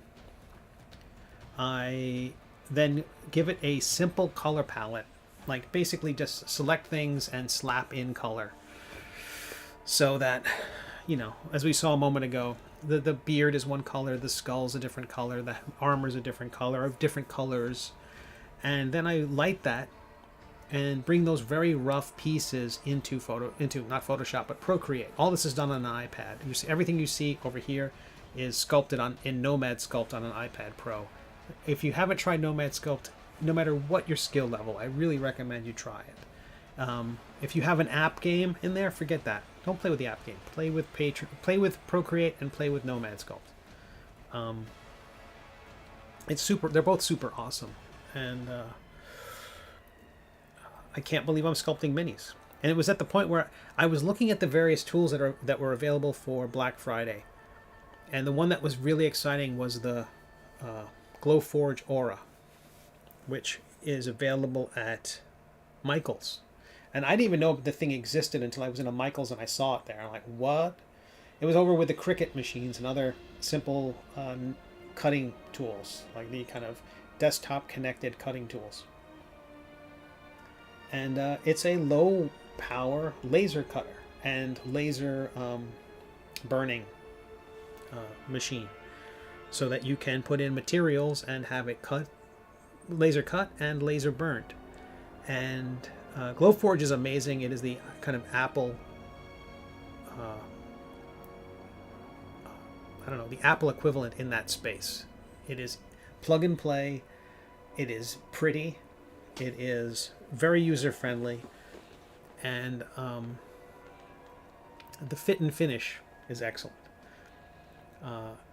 It's again low power though, and I was very tempted to that on a 3D printer, but given all the sculpting I've been doing, the 3D printer was absolutely what I wanted. And also I could convince myself that it's not just for creating merchandise. There's the house. This is the main reason I'm getting it. The main reason I got it. Now the main reason I have to unbox it and set the dang thing up. This could crash. It's fine if it does. Printing this guy. Getting this guy to print is the main thing. I want this thing to be real. It is designed to be 10 inches tall, 10 inches wide on a 6-inch base. Thing is gigantic. But I want it to be real. And a lot of the vendors I use don't have resin printers capable of this. Everyone said, oh, you got to figure out how to like dislocate the shoulders and slice it in a way that it can be printed in sections. And I thought about that. I thought about, at the very least, you could cut the thing right down the middle. But it doesn't really even have that, because I don't build things in that kind of rigid right angle way. Everything's bent and twisted and torn. Everything should be spinning and coming at you, and there should be energy, and it should be walking forward. This is of all the things I've sculpted, this house is the most I don't know, reserved of all things.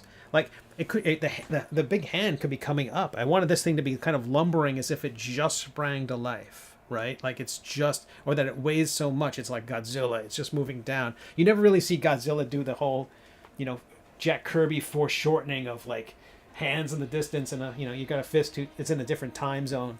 But for the immensity of the thing, it kind of felt like it needed to be just stock. Stock? I don't know. Drink more coffee. Elf needs coffee badly. But this will be printed. I take that back. This will start printing. I have no idea how long it will take to print. And part of it is that I didn't know how long it was going to take to print, how long it was going to take to build, sculpt, and all that stuff. And a big part of me is like, oh, I have to recreate it and when I say the ground up, I really might have to recreate this from the ground up. Because don't the individual rooms need to exist? Don't I need to make the walls and make it so that you can take the roof off? And there could be like a sloped room inside there, and I can leave room for 5mm by 2mm magnets so that you can attach furniture, even though it's at a 30-degree angle. You can, like, every 5 foot that the floor comes up, and every 5, what would be every 5 foot square? Every 1-inch box of the floor has a recess for a magnet, so your characters can all move along the floor at an angle. Right? Why wouldn't I do that? Why don't I have a spare month? Oh, let me put the fancier mat cap. I didn't even realize that how much I like this there's some other lighting options here. And there is a cartooning one. I haven't ever used it, but allegedly you could, sculpt something and then have it as I think that's meant to be your cartoony version. And this doesn't actually adjust the lighting. All it does is adjust the fake lighting. It's all fake, right?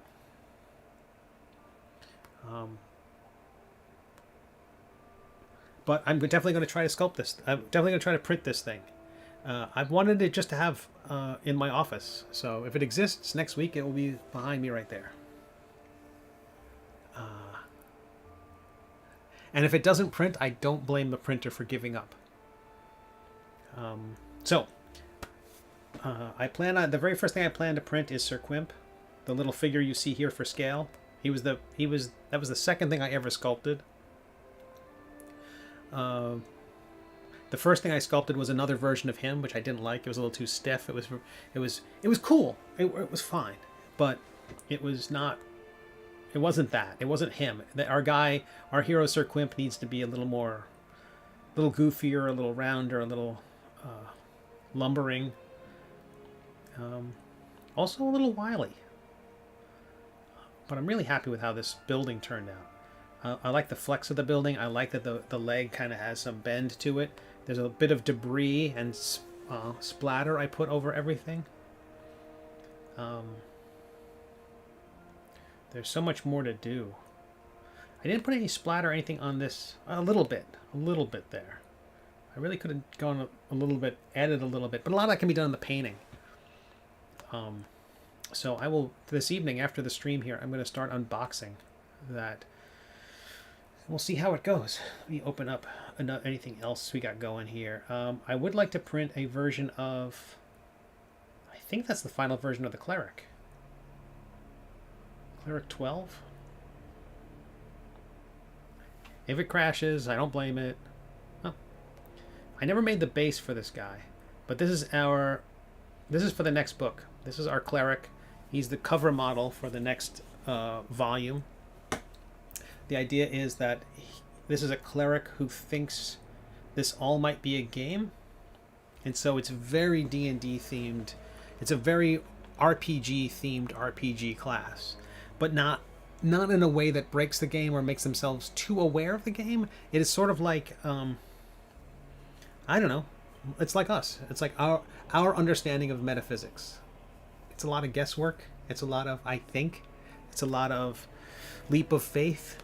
And in D&D, gods walk amongst us, and so the leap of faith isn't there. So I wanted to create a character class where you have that leap of faith, where you have to be like, yeah, those gods, we see those gods, and they help revive. Every level 5 cleric can raise the dead and walk on water. But what about, maybe there's something above that? Maybe there's titans sitting around a table rolling dice? Maybe? Or maybe we're just crazy? I think this is going to be a fun class. And so a lot of the abilities that this kind of cleric has is tied into that kind of weirdness. I'm very happy with it so far. And the thing is, a lot of people who don't play D&D look really meta.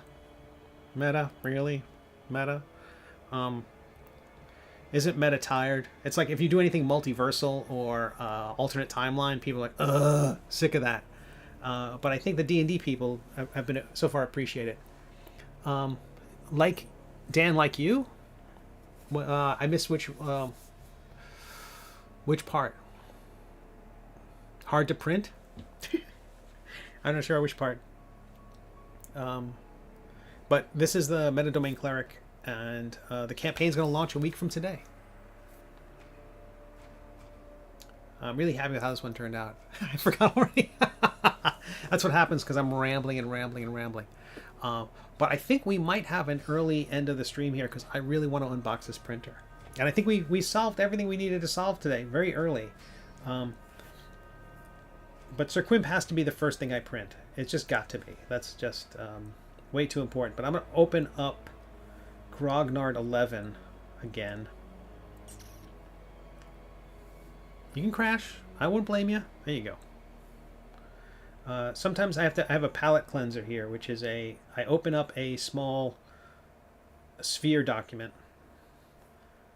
and then I open something else up. So we're not jumping from extremely large document to another extremely large document.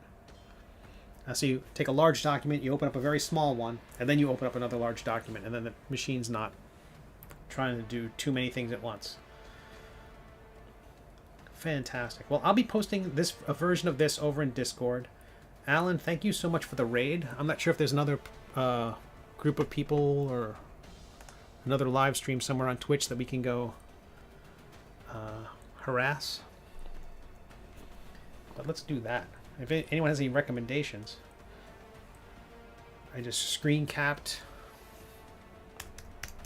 that. I'll put that over on the Discord. I shall switch my goggles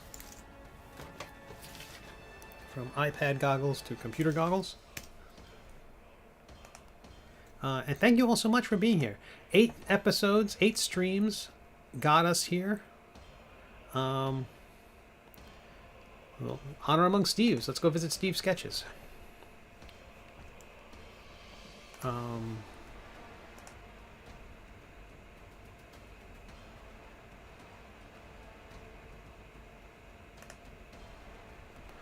And do join me over the weekend. If you haven't, listen to myself echo. Okay. Raid Steve sketches.